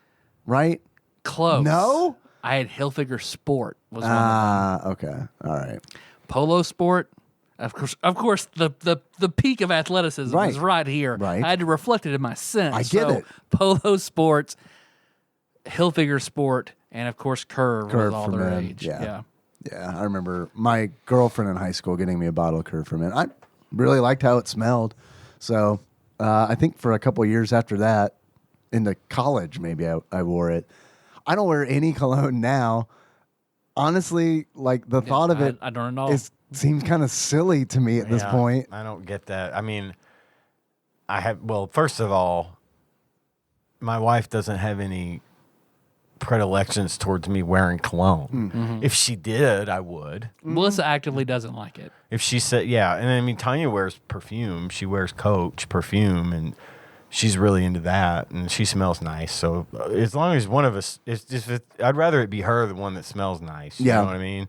But she's not concerned with like whether or not I'm wearing cologne. I guess she just likes the way I smell naturally. But And I'm not trying to, like, if anybody. if it's your thing, wants, it's your thing. It's your Yeah, it's thing. There's fine. not a big Melissa deal. likes to smell of my deodorant when she hugs me. Yeah. That's it. kind of what I get too. Is your deodorant smells nice. Well, And that's that's good. I like that. Nikki will, like, she doesn't do this as much as she used to, but like when we were first dating, she would wear my shirts and I'd be like, why do you want, I mean, I'm fine with this is cool, I like it, but why? And she was like, I like smelling you on it. And I was like, what does that smell like? Because like You. yeah but can you be a more descriptive? That's Like all there is to it. What It do smells I like you. smell like? yeah. Do it in 5 adjectives, please. Hold on, let me get my notepad and ruin this moment. Because what you probably remember, and I only threw this bag out a few years ago, but I remember for Christmas I got Hilfiger Sport that came with a big bright yellow bag, and I used that Like a bag. fabric bag or No, it was like a very tough like pleather or nylon. Yeah, a nylon yellow bag that had Hilfiger Sport on it, and like it had a bottom part and the zipper, the base would unzip, and I used that bag from 2000 up until probably a few years ago. until right now, Melissa. 2006. There's no way it's later than that. Nope. So I remember Melissa hated that bag. Just you've had that bag since high school. It is gross. And then finally, Was it gross? when we finally traveled with it, and like 2 things of shampoo busted in it, then I finally just threw it away. Fucking shampoo, always ruining shit. Melissa being in there loosening the caps. and Yeah. I and know then how to get rid throwing of all this the luggage bag. on it. Oh man, it all busted. That's gross. It's like we have to get rid of the yellow bag. Sorry. What was it? I'm sure I've seen this bag before. I just can't recall it. Was it like bright yellow, Yep. like that bright '90s yellow, Yep. where I had a fleece, Big Bird yellow pullover, zip up with the collar. I don't know how to explain any of this shit, but it was oversized, and I wish I had it still so I could show you both and you could laugh at it. Well, I wish I had it my was the FUBU worst. jacket for you to laugh at. My oversized baseball FUBU jacket. I wish you had that too. That I immediately got white paint on. Like the second day I got it, it was like, oh, too bad. Yeah, it's funny how shit like that works. Yep. Especially when you're a kid. Oh yeah, because I was I got that on Christmas Day, unwrapped, just sitting there. I was like, yeah, my giant FUBU jackets. Yeah. God, it was so fucking ugly. And I remember getting my FUBU shorts and my FUBU jersey that I had to change into and wear out of the mall. Fucking awful. Red and blue, like 01 jersey Yeah. FUBU. Yeah. Yeah. Bought a Hibbett Yeah, Hibbett. for like $150 for the pair. Wait, when would that have been? 7 years ago. 99. 99 probably. It's very possible you bought that from Tanya. She worked at Hibbett around Did that she time. tell you a story about this kid that wouldn't leave This until he fat could white change kid. into his- Because it was even damaged, like the jersey was. It was the last one, and Mom was like, "Do you want? I don't care that one. Yeah, can you give us a discount? No, I don't care. I'll take the damage when I'm putting it on." the jersey was $150?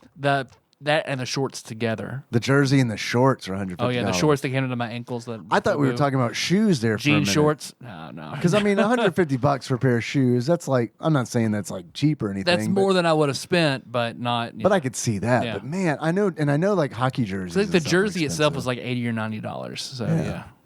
Nothing's cheap at Hibbett. No. Still, that is still the That should be case. their tagline. I don't know how much to pay for shoes. Like or especially like boots. When I started looking for boots, never owned a pair of boots in my life.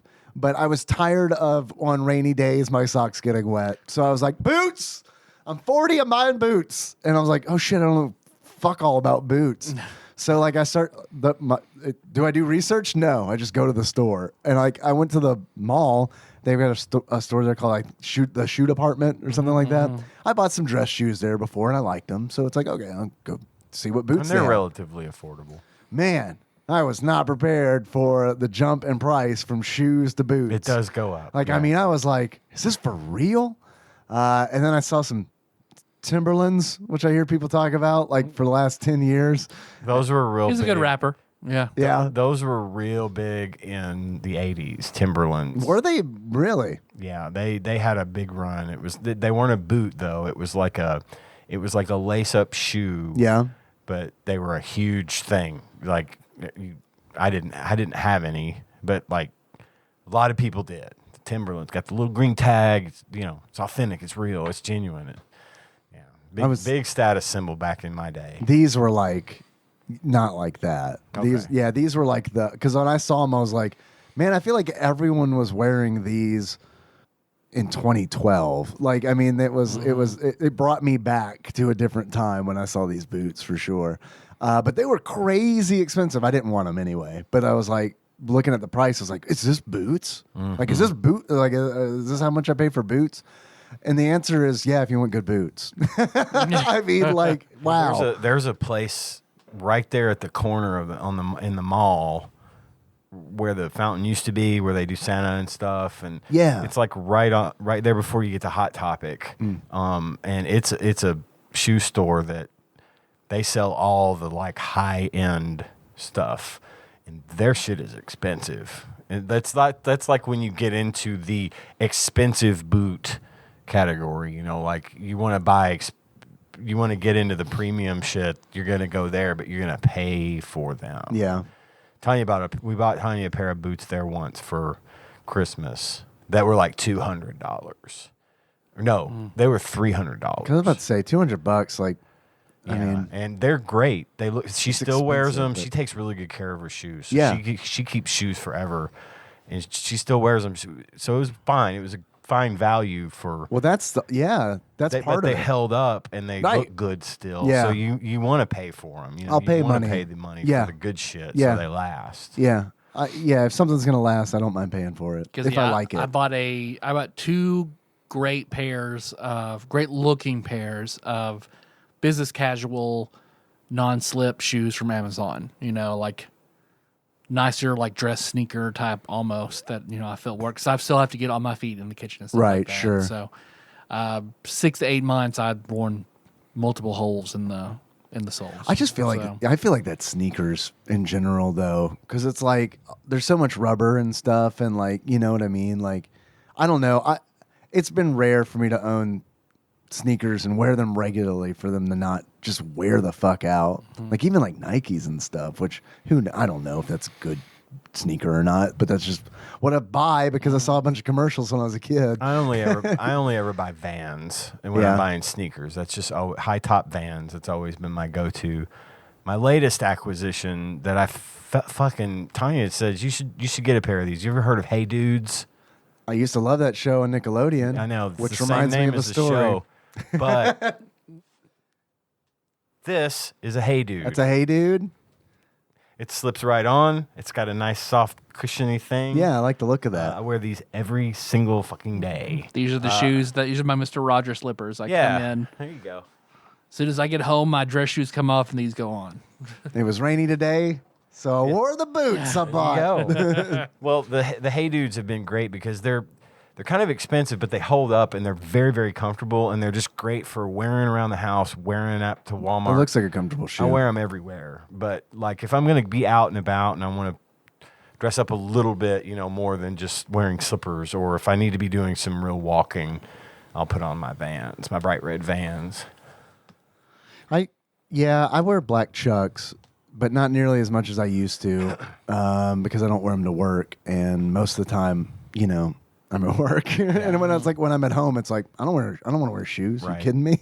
So, but man, you saying "Hey Dude," of course, reminded me of the Nickelodeon show "Hey Dude," which reminded me of a story I meant to tell you weeks ago. The day that I took the COVID test, when I had COVID, I was really, really, really tired.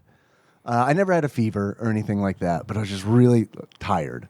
And I remember I was in bed and I'm waiting to go to take my test at Walgreens, because it's like, well, I weekly tested positive, like I had a real faint line saying I was positive on the at-home test.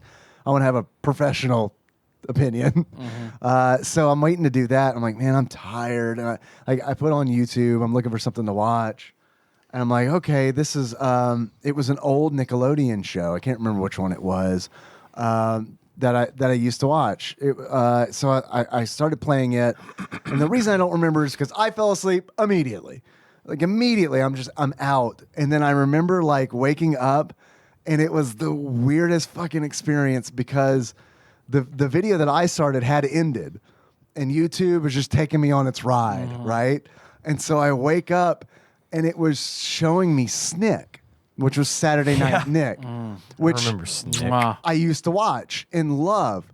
But what I didn't realize It's on his was bucket list. Snick It's- couch. the Snick couch. That's right. What didn't register to me at the time was I was watching. YouTube was showing me episodes, like it was like a 2 block of Snick. Someone had recorded this and then uploaded it to YouTube years later.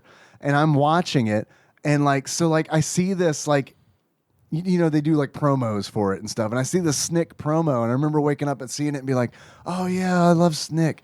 And then like it goes, but it was recorded like 2 years after I stopped watching Snick. So it was all like this bizarre alternate universe Snick, where it's like, what am I watching? Where all that had like Danny Tamborelli on it and shit. It was crazy. And like all these shows where it's like, this wasn't as good as the Snick I watched. Well, obviously it was. It was just perspective has changed a little bit.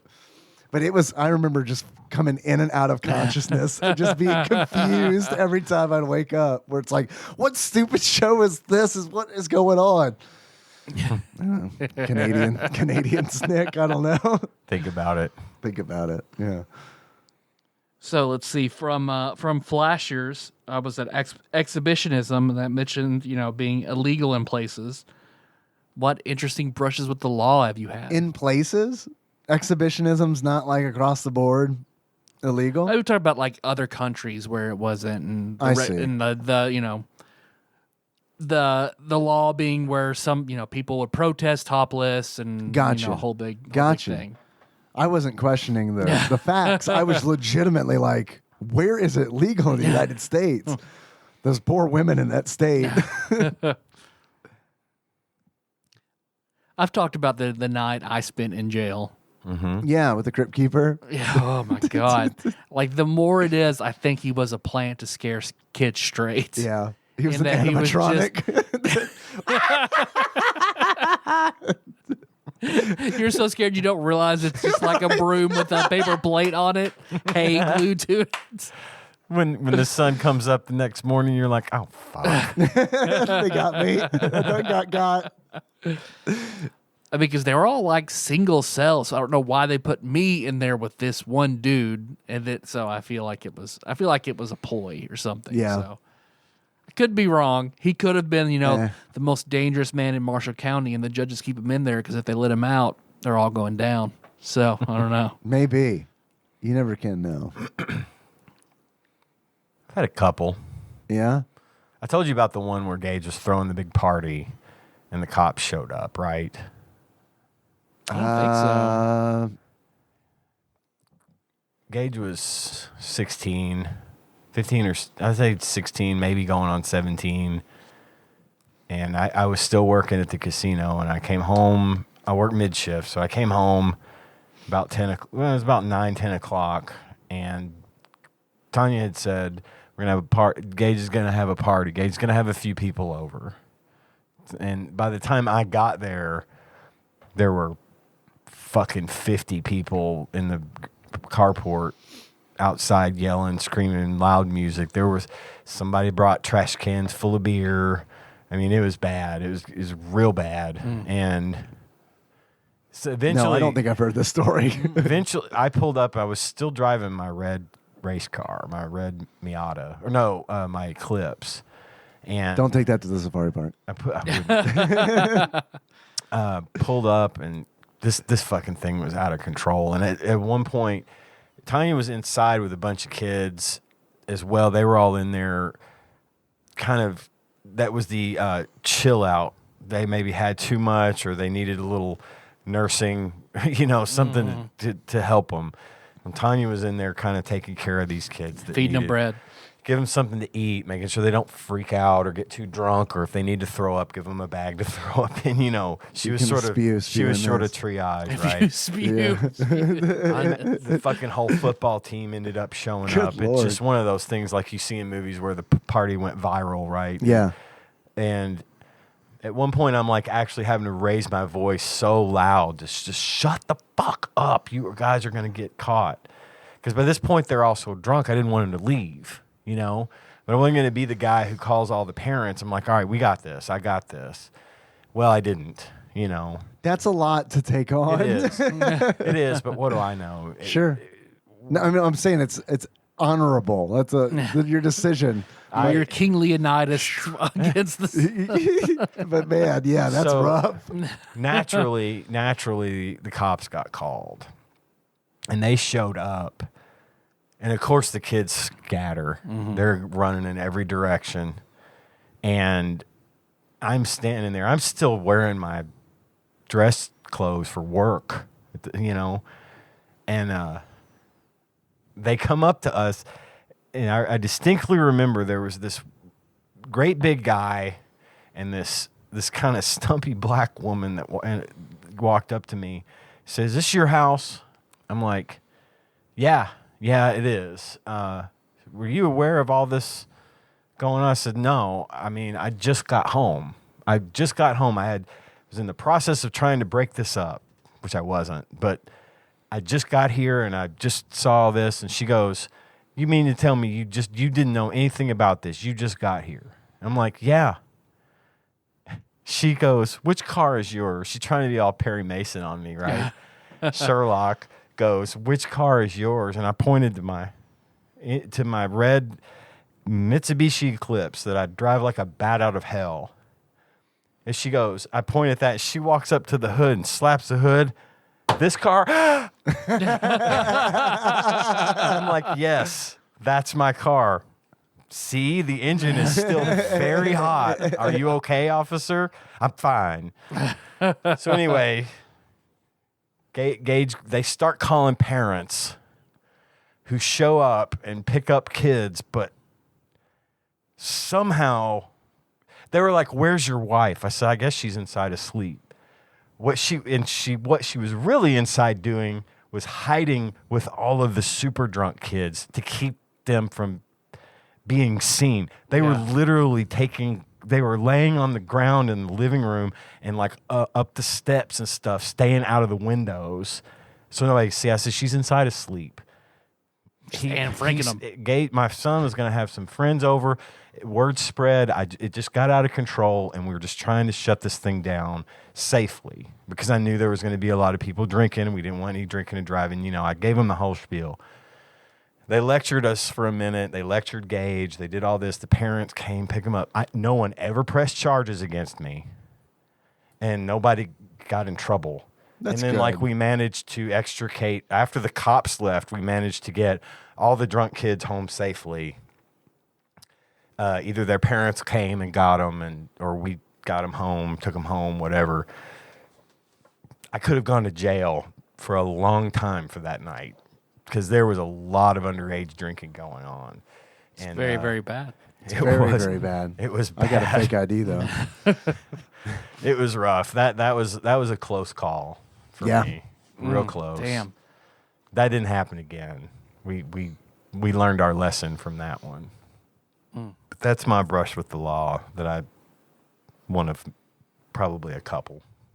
Do you want to hear others? You want to hear more? Yeah, I don't have whatever, one. man. So yeah. Previously, I mentioned I used to race cars a lot, and me and my friend Dane, who you know, were big. Sex whale. Sex whale. We were a big drag strip. We go to the drag strip a lot, and we would do stoplight races. I thought we and were big stuff. drag queens. Yeah. Sex whale. We He were. was the Look, sex whale people drag can have queen. more than one hobby. Well, if you've ever been to Paducah, which nobody that listens to this show have, but there's this place out at the far west part of Paducah called it used to be called the Information Age Park, which they built around the early to mid 2000s. It sucks out there. Just wanted to Yeah. share that. Not relevant to the story. Well, when they first built it, I mean, they put office buildings and stuff out there, which is where my current employer is located. But at the time, all they had done was paved the road, and the road goes from one main road in Paducah to another Right. major road in Paducah straight across, and it's like all curvy and some straightaways and stuff, and it's bisected right down the middle by like a planter type thing where trees grow and stuff, right? Yeah. So you got one lane going this way, one lane going this way. Well, a buddy of mine, Dane and I, we got ourselves a couple of walkie-talkies, and we drag raced the shit out of that place. We went down and back a couple of times, and we were staying in touch with one another.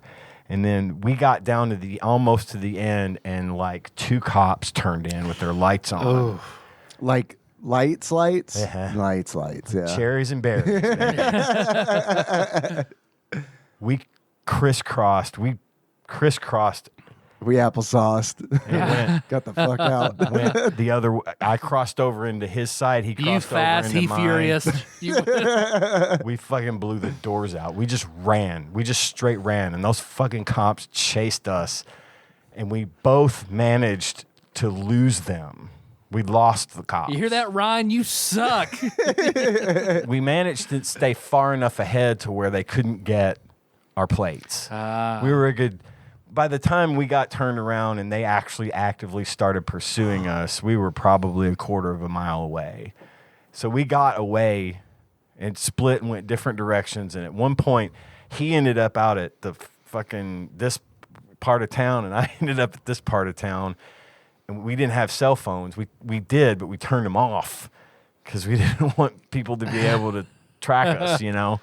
And so finally we ended up meeting back up, and I thought he had gotten arrested, and he thought I had gotten arrested. And I was like, I kept trying to reach him on the walkie-talkie because they were those like long-range ones, you know? And I kept trying to reach him, and he never would answer me. Finally, we get back together, and I'm like, oh, fuck, thank God. So eventually they just turned off from you? They just stopped trying because we just got away from them. I don't know how. Maybe they got I'm thinking they probably got a more important call and said, fuck it, we're not going to bother chasing these idiots because we've got more important things to deal with. Because I think really if they'd have put their minds to it, they'd have fucking caught us. Yeah, and they would have probably called you know, More cops. More cops. Yeah, and So- helicopters and shit. to me, it almost seems like, I don't know, man. If I heard racing going on, and I'm bored, I'd be like, I wanna Let's fuck with these I want to kids. chase Yeah. these guys. Yeah, yeah. I wanna Look in your upper left hand corner. How many stars you got? I don't know what happened. I'm not trying to say that we like, Duke boys, these Well, guys. you got. and I mean, rid of but them. you didn't get. We didn't get caught. caught, and that's what's important. Yeah. But at one point, when we met back up, I was like, man, I have been trying to reach you on the walkie-talkie for like an hour. Where the fuck have you been? Or where's your He said, oh, I threw that out the window. I'm like, God, dude, those are like $100. Where'd you throw it out the window? I don't remember. I just threw it out the window because I didn't want to get caught with a walkie-talkie, knowing that I was talking to you, and I was like, You got a license to operate that thing, son? man, I wanted that back. But anyway, that was my other kind of big brush with the law. Man. Yeah, it's close, man. You telling that story, some crazy shit happened in my neighborhood that I forgot to tell you about. You talking about running from the cops reminded me on Memorial Day, when my dad came in to visit, I was kind of feeling not super great. I just need to get out and about. I need to so I was like, I decided I'm just going to walk Clementine. Yeah. It helps me just kind of be alone for a bit, Sure. and just kind of get some exercise. It helps me feel better. So I walk her for about 45 minutes, and on the way back, I'm walking towards our house, and I start to hear all these sirens, like police sirens, and it's like, what the fuck is going on? I'm looking around, they're not close, but they're getting closer, and they're getting closer from multiple directions. So it's like, what the fuck is going on? Why are the police converging somewhere nearby? So I continue to walk, and I'm looking straight ahead, and I see this white car go by real fast, real fast. This is a residential neighborhood, and they're not on my street, but I see this car go down on the street that intersects with mine, and it's 3 houses down, and it was like, holy shit. And then so I see that, I hear thoom thoom, and I fucking know. I heard about this. Go ahead. And so I'm like, what the fuck? And then I see a cop go by real fast behind it. So I'm by this time, I'm already in front of my house, and my dad is sitting on the steps, and I'm like, dude, did you see that? And he said, no, I heard sirens. I said, did you hear the thump thump? And he's like, no, I just heard the sirens. I said, something bad, something really bad just happened right down there. Mm-hmm. So of course we're both like, well, we're going to go check it out. Everyone was checking this out. Sure. It was a Memorial Day weekend. A lot of people were outside. We had dudes with fucking rackets in their hands, going to, where it's just barbecue tongs. Did you hear the and thump shit. thump? Yeah, we're going. I heard the thump thump. So yeah, man, we get to the stop sign at the end of my road, and then literally, as we get to that stop sign, there's these ruts in where this car had gone off the road and down into the ditch. There's this wide ditch, deep ruts there, and then through a hedge, and then just a tree that just like a magnolia almost, not like a big oak or anything like that. This it wasn't a magnolia, but of that. Mm-hmm. That ilk, Yeah. that it just, fucking exploded. And it was like, holy shit. And that tree's right up against the deck. And that deck was dunzo. Initially, I thought that they had hit the house, but they didn't. Man, that was fucking crazy. So we're all of the neighborhood is out there. What the fuck just happened, and we're and then so all those cops show up, and then they just ignore us, and just, and EMT shows up, and they start getting to work. But I left because I was like, that's not good. Right. Whatever happened there, not good. I don't want to, I'm curious what happened. I don't want to see who comes out. I don't want to see the state of the person who comes out of that. Yeah. The door of the car was off. So like, I don't know if that was like, I didn't. What did the Jaws of Life look like?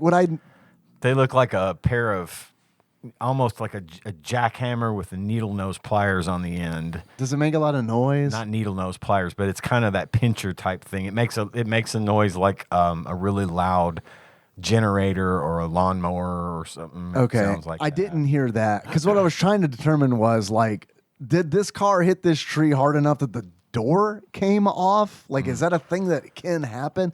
The car, the car was fucked. I mean, it was like, I was definitely like, I'm leaving before someone comes out because a dead person's coming out of that car. Yeah. Yeah. So I left, and my dad was like, I'm gonna watch. It's like, all right, suit yourself. Suit yourself. Don't worry. Tomorrow, Pokey will tell you about what the cops say. Suit yourself. I'm going home. But yeah, that was a bad situation. I heard about that. We heard about that. I know exactly which situation you're talking about. And yeah, it sounded bad. I didn't realize they said where it happened, but I didn't put together that you lived over there. Yeah, that's right on the corner of my street. Yeah. Yeah. So yeah, that was wild. I mean, that was yeah. I mean, it was fucking crazy because it's like I usually walk down that way, and it was one of those where it's like if I would have like left 5 minutes earlier, you know what I mean? Like you I'd might have been right there. been there. Yeah. And so I don't go that way anymore because my neighbor was like, yeah, that's where my son got hit by a car. And it's like, okay, I'm never walking on that fucking road again. Yeah. No shit. He was fine, but I mean, like, still, it's like in that road where it happened, it's like, it's one of those where I've walked on there before with Henry, and it's like, it's one of those where it's like it's a road and then like a ditch on either side and like a steep ditch. It overlooks Springfield Canyon. Yeah. Everybody's trying to ramp over it. It is one of those situations where, like, when we've walked on it before, I've had the thought where it's like, if something bad happens, we're just gonna have to jump 8 feet down here. Yeah. People drive in this town like idiots. It's wild. My road is fairly long and straight, and we get people driving past the house at 65, 70 miles an hour. They'll it's the same ones. They drive, a Dodge Charger or something, but even the ones that drive like shitty cars will just go super fast.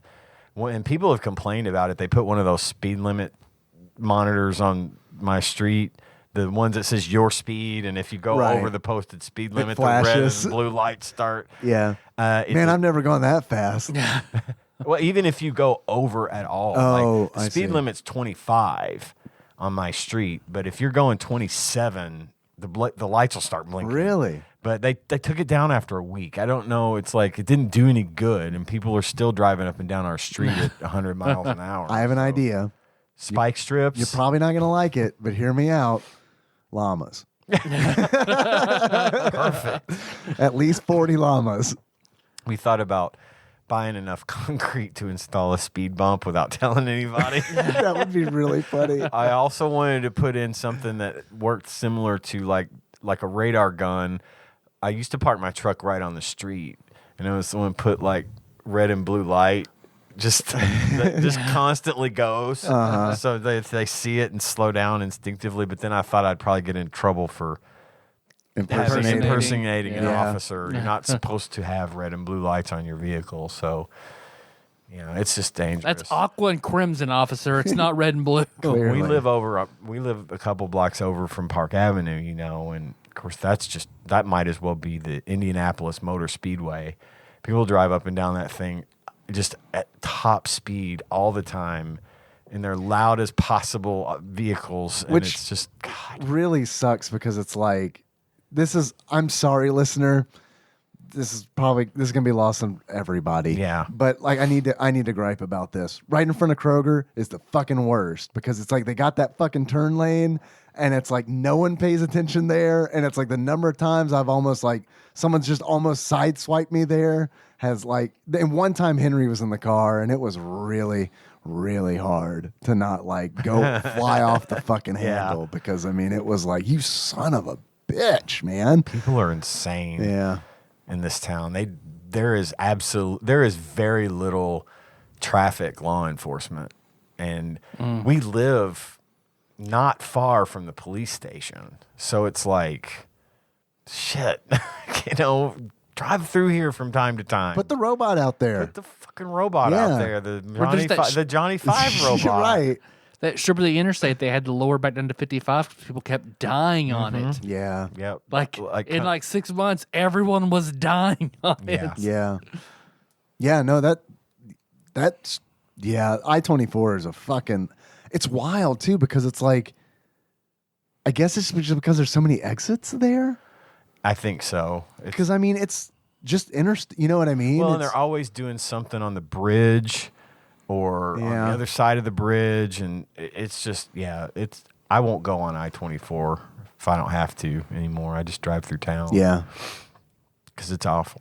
It's really awful. Talking about crazy driving, of course, reminds me of my brother Ryan, and he texted me the other day saying, "Holy shit, I've never laughed so hard about you guys talking about sunshine."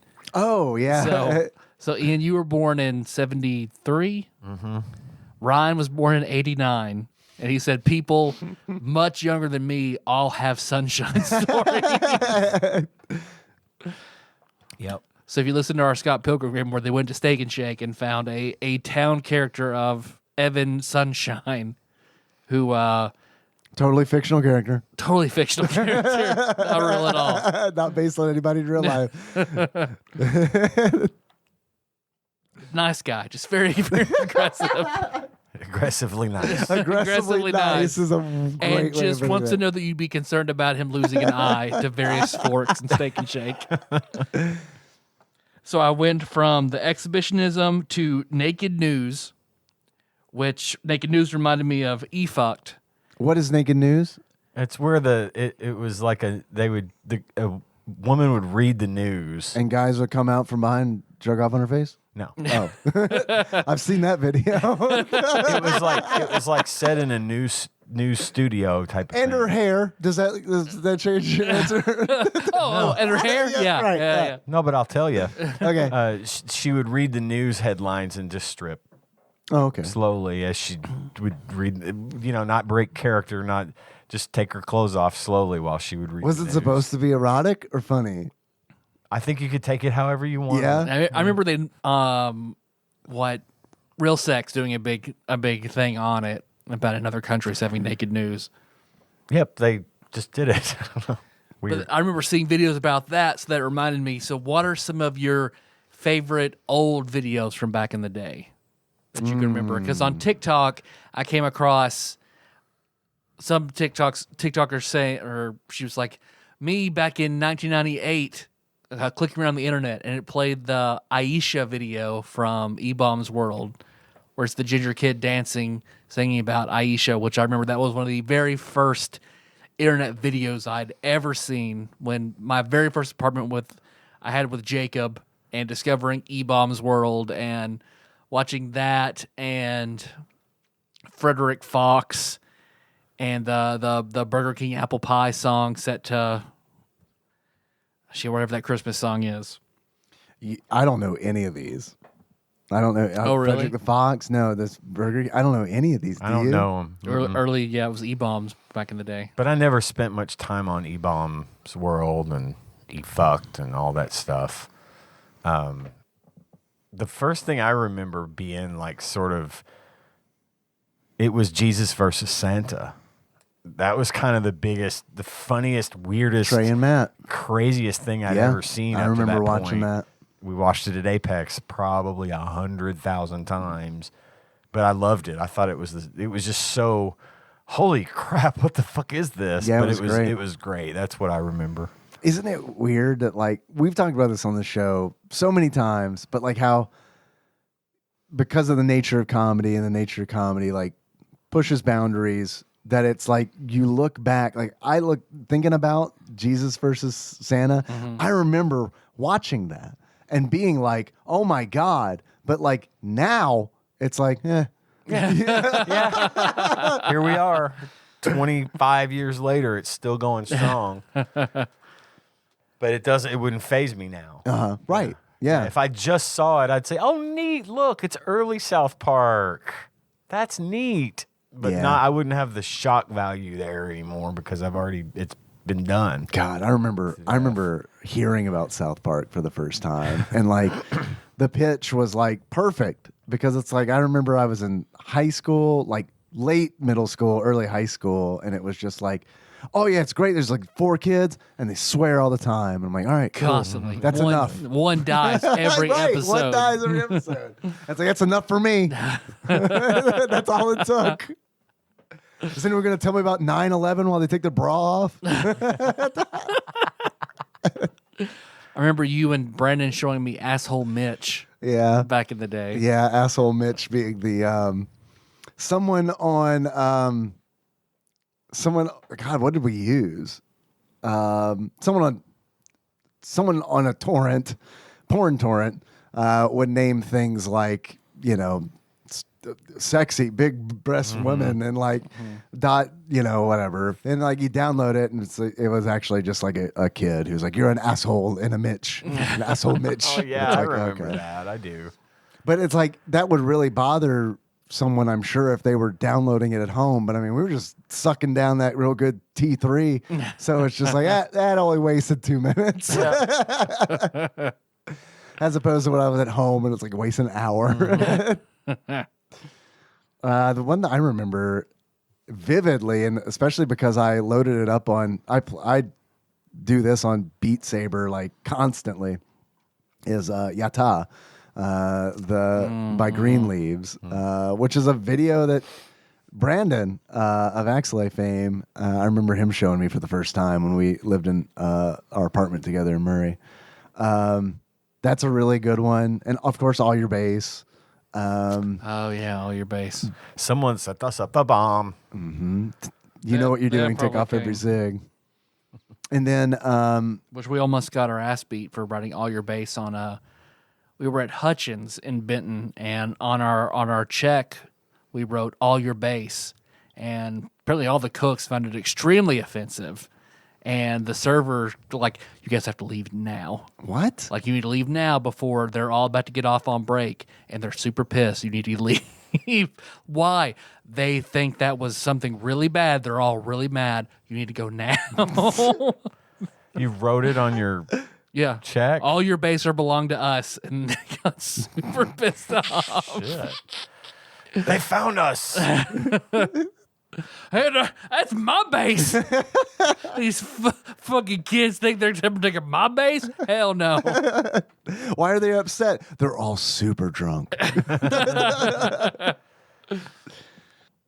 see, we went from there to the Today Show. So what was your favorite non-kid show that you had to watch when you were a kid? Had to watch Yeah, like if you were home from school, you had to watch it. You were over at your grandparents' house, and or chose you to watch. couldn't. Something you didn't necessarily choose to watch it. It was on, but it was the most tolerable thing that would come forced on. upon you because you only have one TV in the house. Yeah. kind of deal. Okay. I always had free reign of the TV Oh. when that happened. Damn, dude. I mean, my dad worked all the time, and my mom was always, if it was like a Saturday morning, or if I was home sick, she had to go to work, so I would just be home and I'd have the TV to myself. So I got to watch all the Price is Right and Press Your Luck I could handle. Rarely did I have to suffer. I don't care. I've never cared. I watch anything. I don't care. Yeah. And I was born in the 70s, man. That's all we did was stare at the fucking TV. If we weren't outside playing, we were inside staring at TV. So Yeah, my dad couldn't stand the voices on anything I'd ever watch. He's like, that's awful. Turn it. No, absolutely not. Those voices are awful. I can relate to him now with a lot of the stuff that Henry watches on Jesus, I YouTube, get where it's that. just like, dude, Can you turn it down, please? Like 5 notches. Just go doop, doop, doop, doop, and then I can handle these voices. Girl, same. Because a lot of them are just like, son, it's just too they're much. Yelling. They're clipping, and it's just like, dude, this is giving me a migraine. Henry and Cohen are watching the same shit. They have to be watching know the they same are. shit. And I'm just like, I'll come in for lunch, and he always sits. He sits at the kitchen table constantly. He would rather sit at the kitchen table and watch his tablet than That's to how do all anything. my kids are. They would. I would never be my parents' business, but man, they want it right in front of us. Yeah. Well, I'll come in to make lunch, and of course Tanya's like become deaf to it, but he'll be in there, and I can hear it before I walk in the back door. Yeah, I And get I'm like, that. oh, I feel like an asshole sometimes because it's like the first thing out of my mouth is, dude, turn that down. I know you can hear it. It has to be the first thing you say because you literally cannot communicate until it's turned down. And I'm like, what are you watching? And they keep talking about shit like, it's the new iPhone 14. I've got it right here. And it does this and it does that. And I don't even look at the screen and I'm thinking, man, what are they playing under this? That's got him locked in. You know what I mean? Right, There's some the subliminal. subliminal shit going on here because this is terrible. But he's 5. So. Just obey. yeah, exactly. They live Got the style. They live going. Oh God. I can be at like the stove cooking something, and Jack is on the other end of the laundry room in my house, and I can just whisper, Jack, and he'll turn and look at me. But I swear he's watching something blaringly loud on my phone. I turn it just a few notches. He starts turning his ear up to it like he just Dad, no, I can't. Oh, I can't hear it anymore. Oh, now when I was a kid, it was the presidential addresses and stuff like that that would drive me crazy because it's like, and I don't know, but then again, a lot of times I would just kind of fuck off. Yeah. Where it was just like, oh, mom and dad are watching something I don't want to watch. I'll go draw in my room, or like I'll go play outside. I would just find something else to do. Well, I had my own TV in my room at one point too, so Yeah, I could just go watch my own shit. That happened for me in middle school. Yeah, that's about right. Guess what? I remember my parents used to watch TNN a lot, and there was a talk show called Crook and Chase. I know that show. They would watch it all the fuck. I got to where I could watch that, and then It was the precursors to those sort of Jerry Springers, and it's like the very early. They would have actual it was a talk show. yeah, But man, I remember that woman having the biggest hair. yeah. She had the '80s hair to die for. And he had a Tom man. Selleck mustache. Yes. So I got where I could tolerate that. That and Liza, she had her own another talk show. She was on Inside Edition. You mean and they Lisa gave her, Williams? That's it. Yeah, I remember that too. Yeah. And then from there, I went to TV Guide's top 100 TV shows. So according to TV Guide, what would you guys think would be on the top 10 of all time? Oh, Jesus. Fuck, of all time. Top 10 of all time, MASH.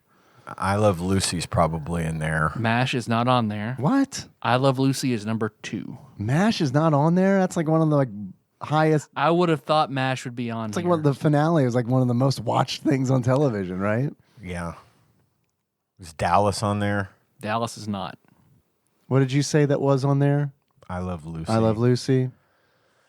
I mean, that makes sense. But that was number 2. Number 2. Is this any television? Yep. So they've got shows from NBC, CBS, HBO, and Fox.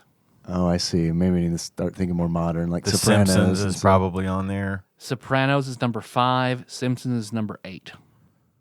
Okay, we're doing all right ish. Murphy Brown for sure. Murphy You don't Brown. even have to confirm it. Is ER Dan Quayle on mentioned it. there? Is what on there? ER. ER is not on there. Okay. Melissa would agree that it should be, but What about I'm trying to Law think and Order. nope. Law and Order is not on there. Not one of its forms. What's something I would have probably put at number 1 is number 10. which is Saturday Night Live. Yeah, that makes sense. Man, I didn't know like how important, because I was young when Johnny Carson was like leaving, you know, the Tonight Show, and like Carson. and like how like influential like just him doing that show was. Oh my God, yes. And It how was a like huge deal. Saturday Night Live exists because he didn't want to work on Saturdays. Yep. I didn't know that. If he was like, nah, I'll do the show on Saturdays, Saturday Night Live, shoot, Yeah, just wouldn't exist. I did know that. Is the Tonight Show on the list? It is not, but The Late Show with David Letterman is number 7. which I like better. I liked Letterman a lot. Yeah. better. I actually got to see Letterman live. Yeah, did he have any gum? Nope. And his tank, the bit they were doing was how much gas is in.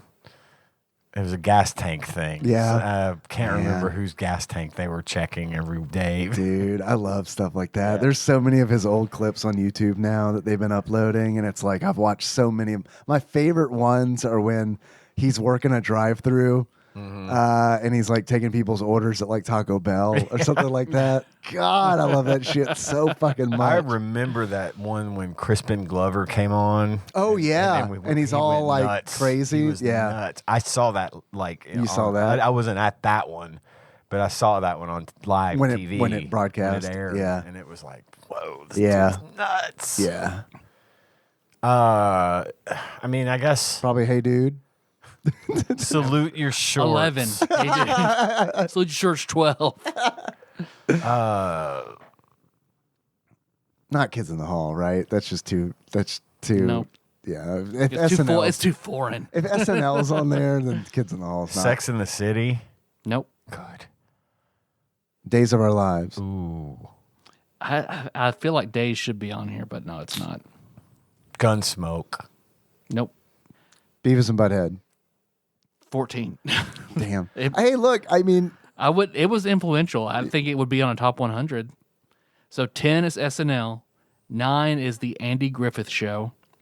Okay. 8 is Simpsons. 7 is Letterman. 6 is 60 Minutes. okay. 5 is The Sopranos. 4 is All in the Family. 3 is The Honeymooners. 2 is I Love Lucy. 1 is Seinfeld. Hey, didn't Seinfeld. think I about can't believe I Seinfeld. didn't mention Seinfeld. Yeah, I've- One is Seinfeld. That's another Johnny Carson thing, where it's like Seinfeld was going to take over.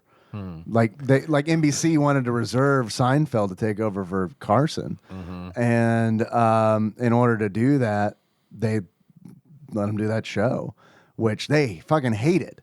And then critics and audience liked it, so that there we became a go. thing. Yeah. yeah.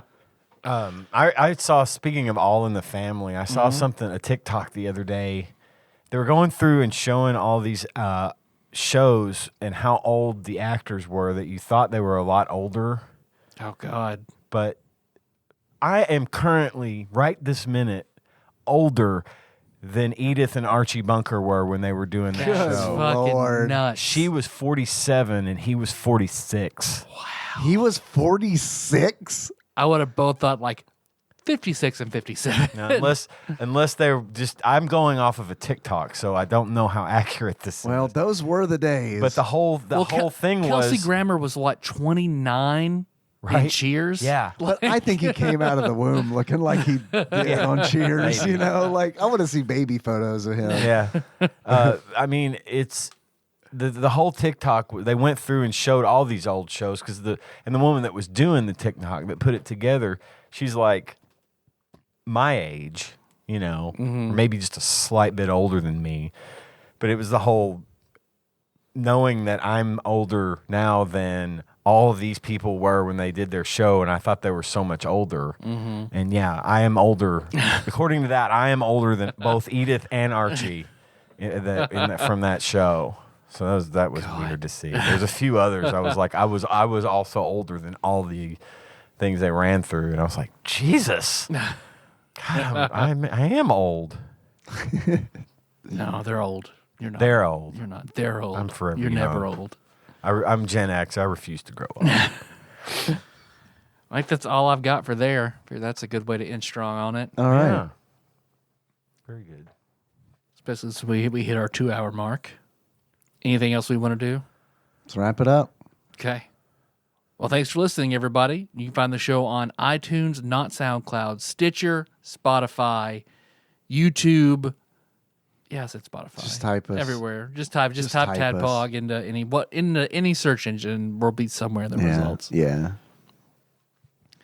So do you wanna send us something? We'll do more of these episodes. Open up some package. Send that to Tadpog Studios, care of Nicole Nance, PO Box 3785, Paducah, Kentucky 42002. Oh, hey, speaking of packages, I got one of those packages here. Here, I'll pass this over. Tyler's usually the package opener. So here is a sweet little note. Dearest Tadpog, I'd like to explain to you why I was dancing nude in Ian's house. She got right. She already heard the episode. She sent this from 1987. Ian, I knew this episode would happen, so I did this back in the past. I'm really sorry I've kept this from you for like 16 years, but I am that girl. I knew you looked familiar. In the distant past, I made this shadow box, and I may have even said I would send one to you at some point. So here it is. I vaguely remember something about the character alignment and Tyler and Dave not matching up with the characters in the shadow box. Since I only vaguely remembered it, I left it the way it was. If you find it unsettling to look at for this reason, feel free to put the shadow box in a paper shredder, give away the next person you meet, or throw it in a dumpster where a person like me would have found it. Enjoy it for its uniqueness, and then send it to a podcast that sometimes talks about video games. Let them decipher the meaning behind this artifact. With love, Apes and Capes. Oh, thank you, Apes and Capes. I'm going to see this. Five Below bag. It's off to a good start. What do you think? It's to properly. So it's the Chrono Trigger, only Chrono Trigger fires sitting around the fire scene. Dave, you are Frog and I am Magnus. Yeah, I want to see that. That looks great. God, I love those so much. That's funny. That is funny. Thank you, Apes and Capes. Check out that store On Etsy. By far, like amazing quality, and Yeah. has the cheapest ones of these shadow boxes on Etsy Yeah. by a fucking mile. Yeah, there's some good stuff on there. No, he's got ones that I don't see anybody else doing. Music ones and band one, like all sorts of movie clips. Like he's above the par with everybody else. If you want to call us, 270-883-2555. Most importantly, we got that Patreon. But while I look at that, Ian, do you have any producers? I do have a list of our wonderful executive producers that donate $20 or more per month to the show, and I'm going to read that list right now. And I require you to hear this entire list. Do not fast forward. We will begin with cousin David Galino, Temporal Eternal Savior, Cubicle Monkey, Plinko Nick Price, executive producer Dig Duggy, Cthusiast Jeff Miners, Master Cycle Baron Kevin Link, Bantha Master, Gamebug Prime Nathan Eaton, Matt Gentile, a.k.a. Gentle G, congratulations on your marriage, Usurper Grimm, Princess Banana Hammock, Flavor Trick, Taryn Landon, Pinball Archmaids Chris Edler, we're sorry you couldn't be on this episode, Platinum member Brett Miller, Sandwich Pope Phil Hawkins, Nate from Utah, first-time caller, and Sick Jake, we're sorry you fell for the marketing. Thanks, guys. Yes, thank y'all very much. Nothing new on the Patreon. And if you want to change that, just come on over to patreon.com/tadpog. Give us $1. We've got some exclusive content in there, but mostly we've been focusing on the show, making sure we got lots of nice, big, thick episodes every week. Yeah. Man, I like how you said that. We want you to have a nice... Got all the fucking fixins. fixins. Just all the fixins. We want that to be available to everyone every week, but if you want to support the cause, send us $1. We'll be Yeah. more than... We will don't- put it to good use, I promise. We don't have a lot of bonus content on the Patreon. New bonus content. New. We got There's a lot of backlog content stuff. on there. Yeah. But we're very busy people. It is really hard to get another day in to record, even Yeah. if it's once a month. I was It is. I was talking to Tyler about this before you got over, Ian. Like, just where it's been since October since we've done any Patreon, and it's like I just don't know that it's like doing this, getting this out every Wednesday. Has gotten really hard. Yeah. Like really, it's gotten really Well, hard. and especially since we're doing the actual plays, and we've got Nicole and Sean we need to coordinate with, and then possible COVID scares and My editing, if I edit those episodes, knows takes is a long forever, time. and that's why. But I feel like we just want to make sure the weekly show is good and full and entertaining for everyone. And I feel like any more that we try to stuff in might just be outside of that, might take away from what we do here every week. So just, I don't know, maybe it'll thin out. Maybe we'll have some time. Maybe we'll think of something fun and cool to do for Patreon. But in the meantime, those donations are super helpful. They're super put to super good use. And It's what keeps this show going. Yeah, for sure. With equipment and everything else that we need. And every little bit helps, but you're not required. We'd love to do the show. We put it out there because we like to do it. We think you like it. Even if you don't donate, that doesn't mean you don't like it.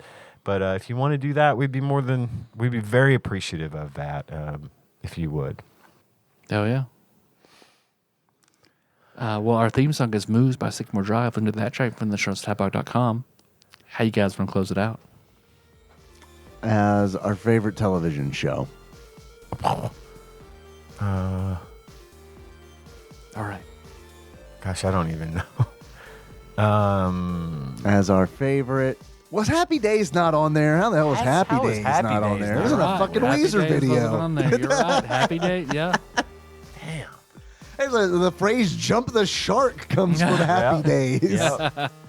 I will never forget that scene in Arrested Development Yeah. where Henry Winkler jumps man. over that shark. That little, they're standing on the dock talking about Yeah. at the boat or whatever, and there's like a shark that someone had caught and laid on the pier, and he just hops over it. I was like, I laughed for an hour about that. Henry Winkler's pretty great. Like, Oh, God. Have there's you seen yeah. Barry? no, but I've heard it's amazing. Yeah, I wanna He's see really that. good in that one. I got a few episodes to get caught up on that, but that's a good show. It's our favorite TV. I'm just gonna be Fonzie. Okay, That's all. let's all do this Fonzie. How about that? There we go. All right. So until next time. Tropical Capricorn. In my office. Aren't you a little old to be going to the school?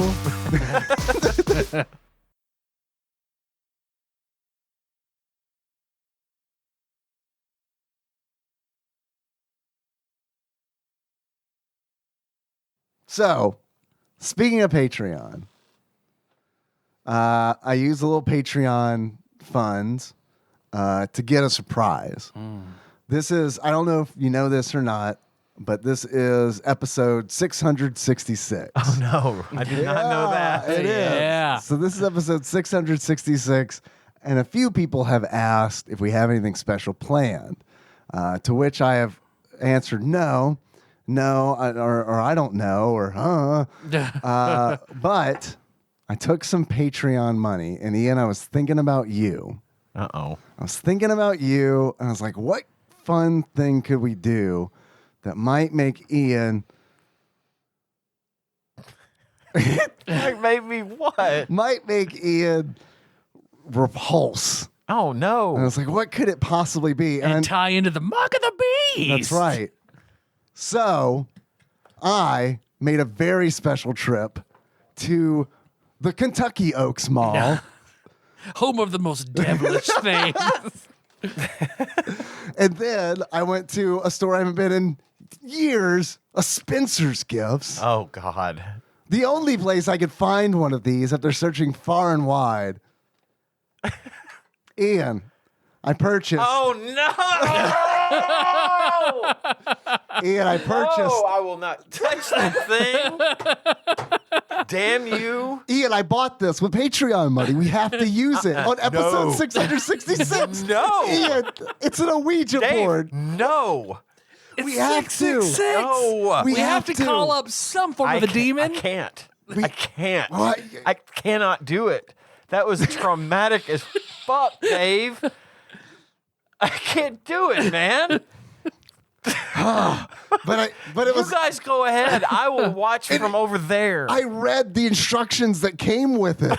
You have to do more than 2 people. We need you, Ian. Oh my fuck! How dare you bring that fucking thing in here? You It's new. We're only gonna talk to a demon. It's fine. no. It's just a lesser demon. Just a lesser demon. Yeah. Oh god. Damn Not even a you. Duke of Hell, just like a lesser demon. Yeah. Like a Ted Cruz of demons. It's not Grisant. God damn it! You are fucking killing me with this. Well, I mean, if you really don't want to, but I mean, I went to a lot of effort, and you know.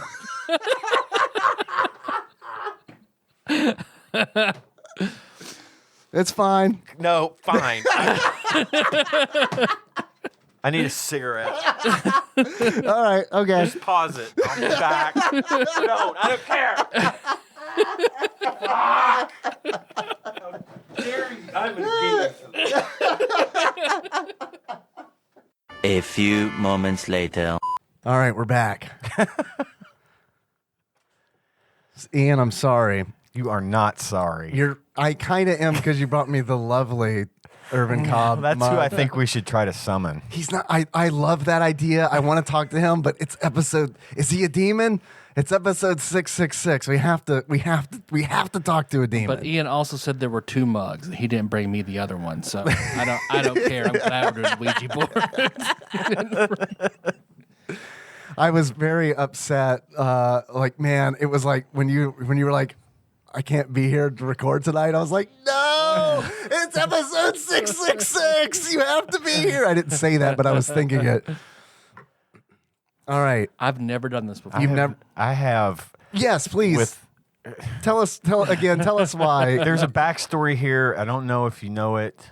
If you've heard the episode where I talked about it, I've had it. This is a Ouija board in front of me, right? And my wife and I, a long time ago, took a trip to Louisville to visit some friends, and we had some bad Ouija board experiences. We made the Ouija board. We did not buy one. This is Spencer's gifts. I asked him, I was like, if anything bad happens, you'll be held liable? And they said, yep. Oh, absolutely. It is a long story, but it freaked us the fuck out, and I have been afraid of Ouija boards ever since. And here we go. Here we are.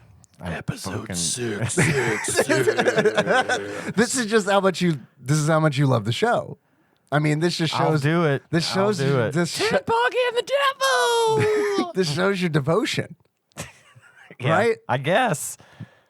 All right. So there's how Patreon.com/Tadpog. Here's how we do it. We all put our fingers on the thing. The planchette. The planchette. That's right. I'm sorry. In the instructions, it called it the thing. And then we asked. So this is a Waluigi board. It's very different. we first of all we need to get ourselves in the right mindset. I think, Ian, that you're probably honestly have the most Ouija board experience in the group. Well, I was very inexperienced when I did it, and it's like that. If you take acid and you have a bad trip, Yeah. you never want to touch it again. By the way, in case you haven't noticed, I am wearing my demon protection bracelet.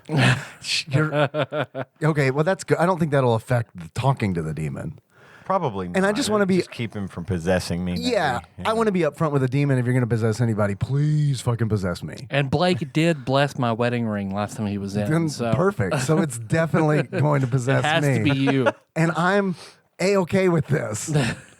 All right. So let's just kind of Come on, Marlena. Marlena? Marlena got possessed by the devil. Days of our lives. Yeah. Oh, what? Oh, yeah. Oh, Marlena got possessed twice Yeah.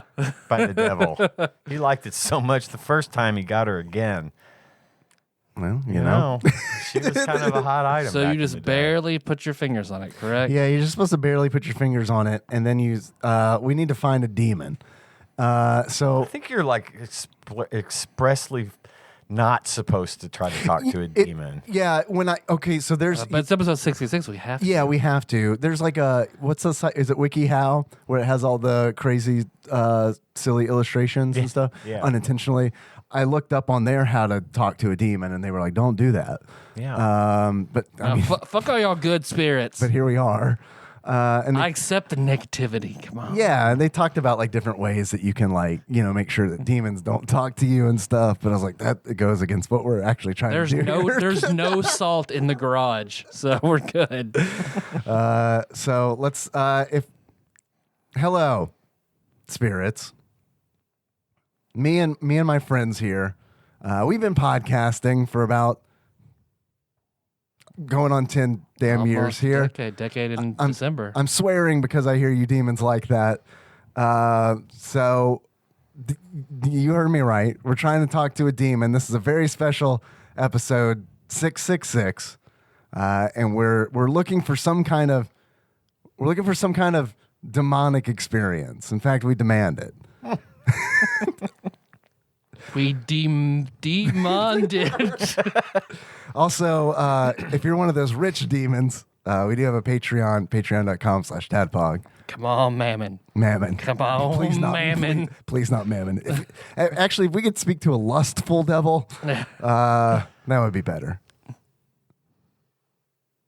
Yeah. Okay, got to move the planchette, demon. He's not doing it. What's he saying? He's saying T. T. All right. Okay. Maybe I'm not taking it seriously enough. Spirits. I've seen Beetlejuice probably 5 times. Impressed?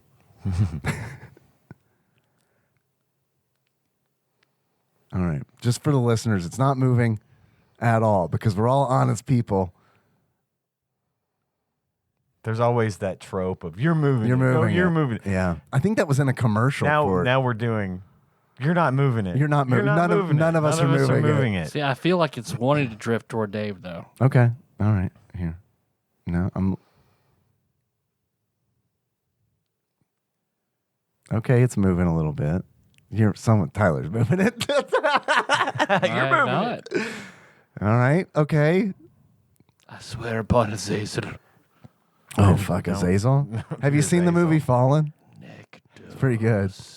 Time. Denzel Washington, John Goodman. Mm-hmm. Yes, it is.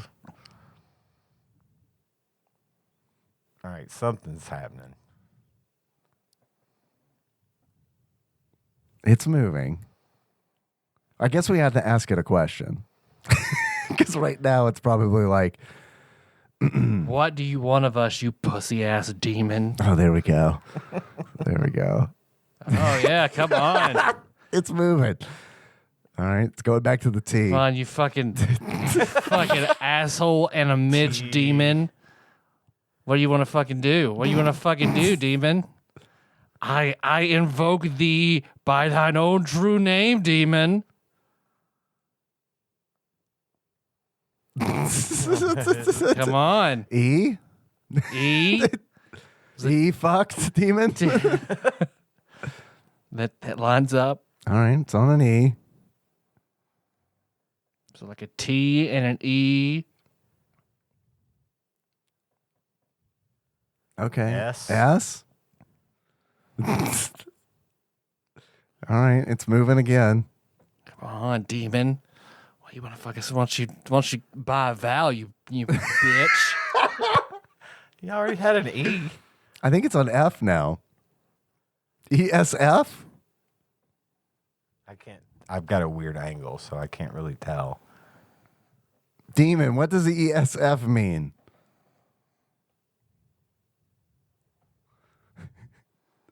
You gonna say goodbye, you bitch? Is it too much?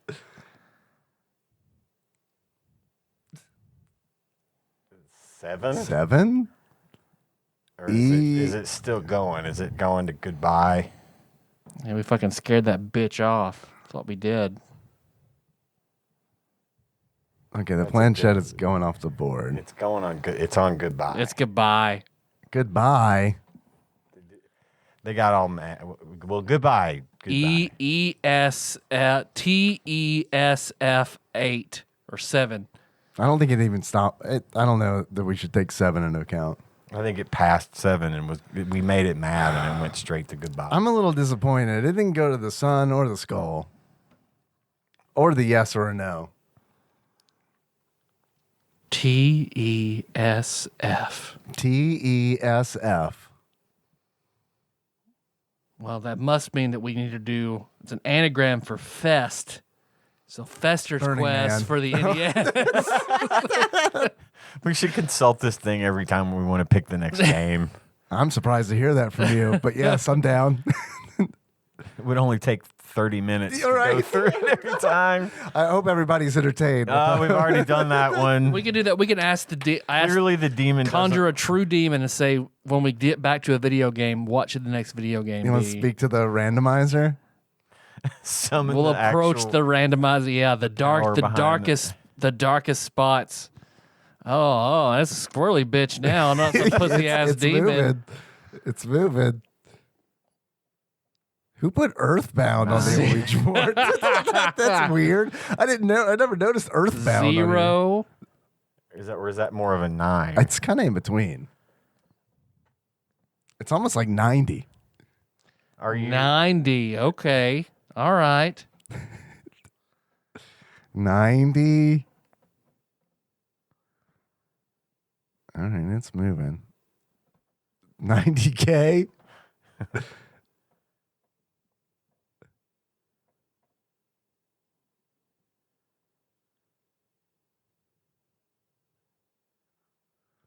Well, you know we have to do Tecmo Super Bowl next, Yes. right?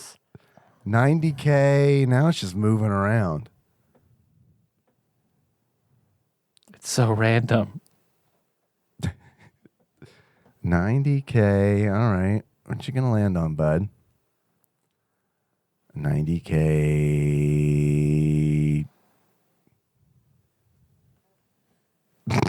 D? Is that a G? 90 kg? 90 kilograms? What game, what game weighs 90 kilograms? I say I ain't done yet.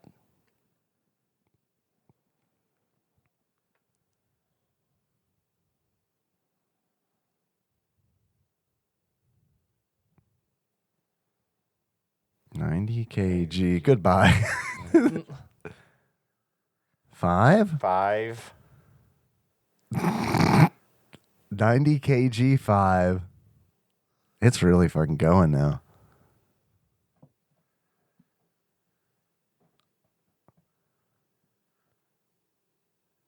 J. 90 kg 5J? I don't know where we're going to find this game.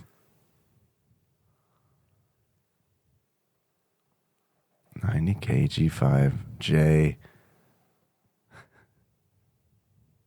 4. Oh, let me write Start this writing. down. 90 kg. What is it? 90 kg J4. J4? It's a password. We're gonna have to put in. Oh, it's a demon. It might just be fucking with us. Fucking shit demon. It did say goodbye to us, and now it's Are throwing you a us in. Golgothan shit demon? It's going to yes.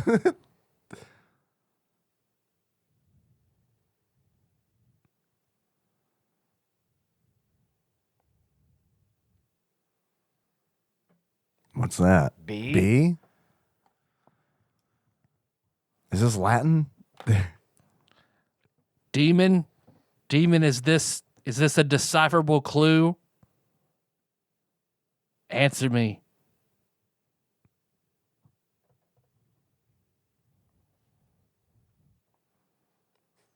I mean, it's going towards no.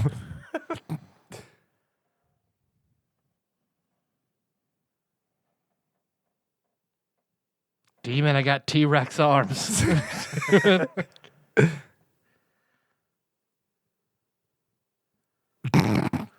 Oh, is that an I? You? What is that? Another. It's between J and K. Just kidding. JK. Okay.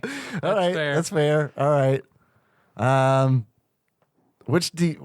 You're an expert, Demon. Which Diablo is better? 1, 2, or 3?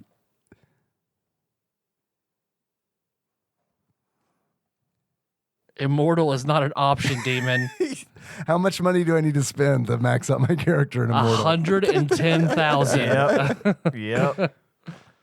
I also sent it to Blake, who is actually playing Immortal right Is he? now. Oh, we're headed to goodbye. We are headed to goodbye. All right. Goodbye. All Goodbye. right. Goodbye. I guess we'll never know. Gave So- us a bunch of random numbers and letters. Yeah, and what then did it give said- us? And then said JK. I know. I did like the JK part. So I guess we know. It's Tecmo Bowl.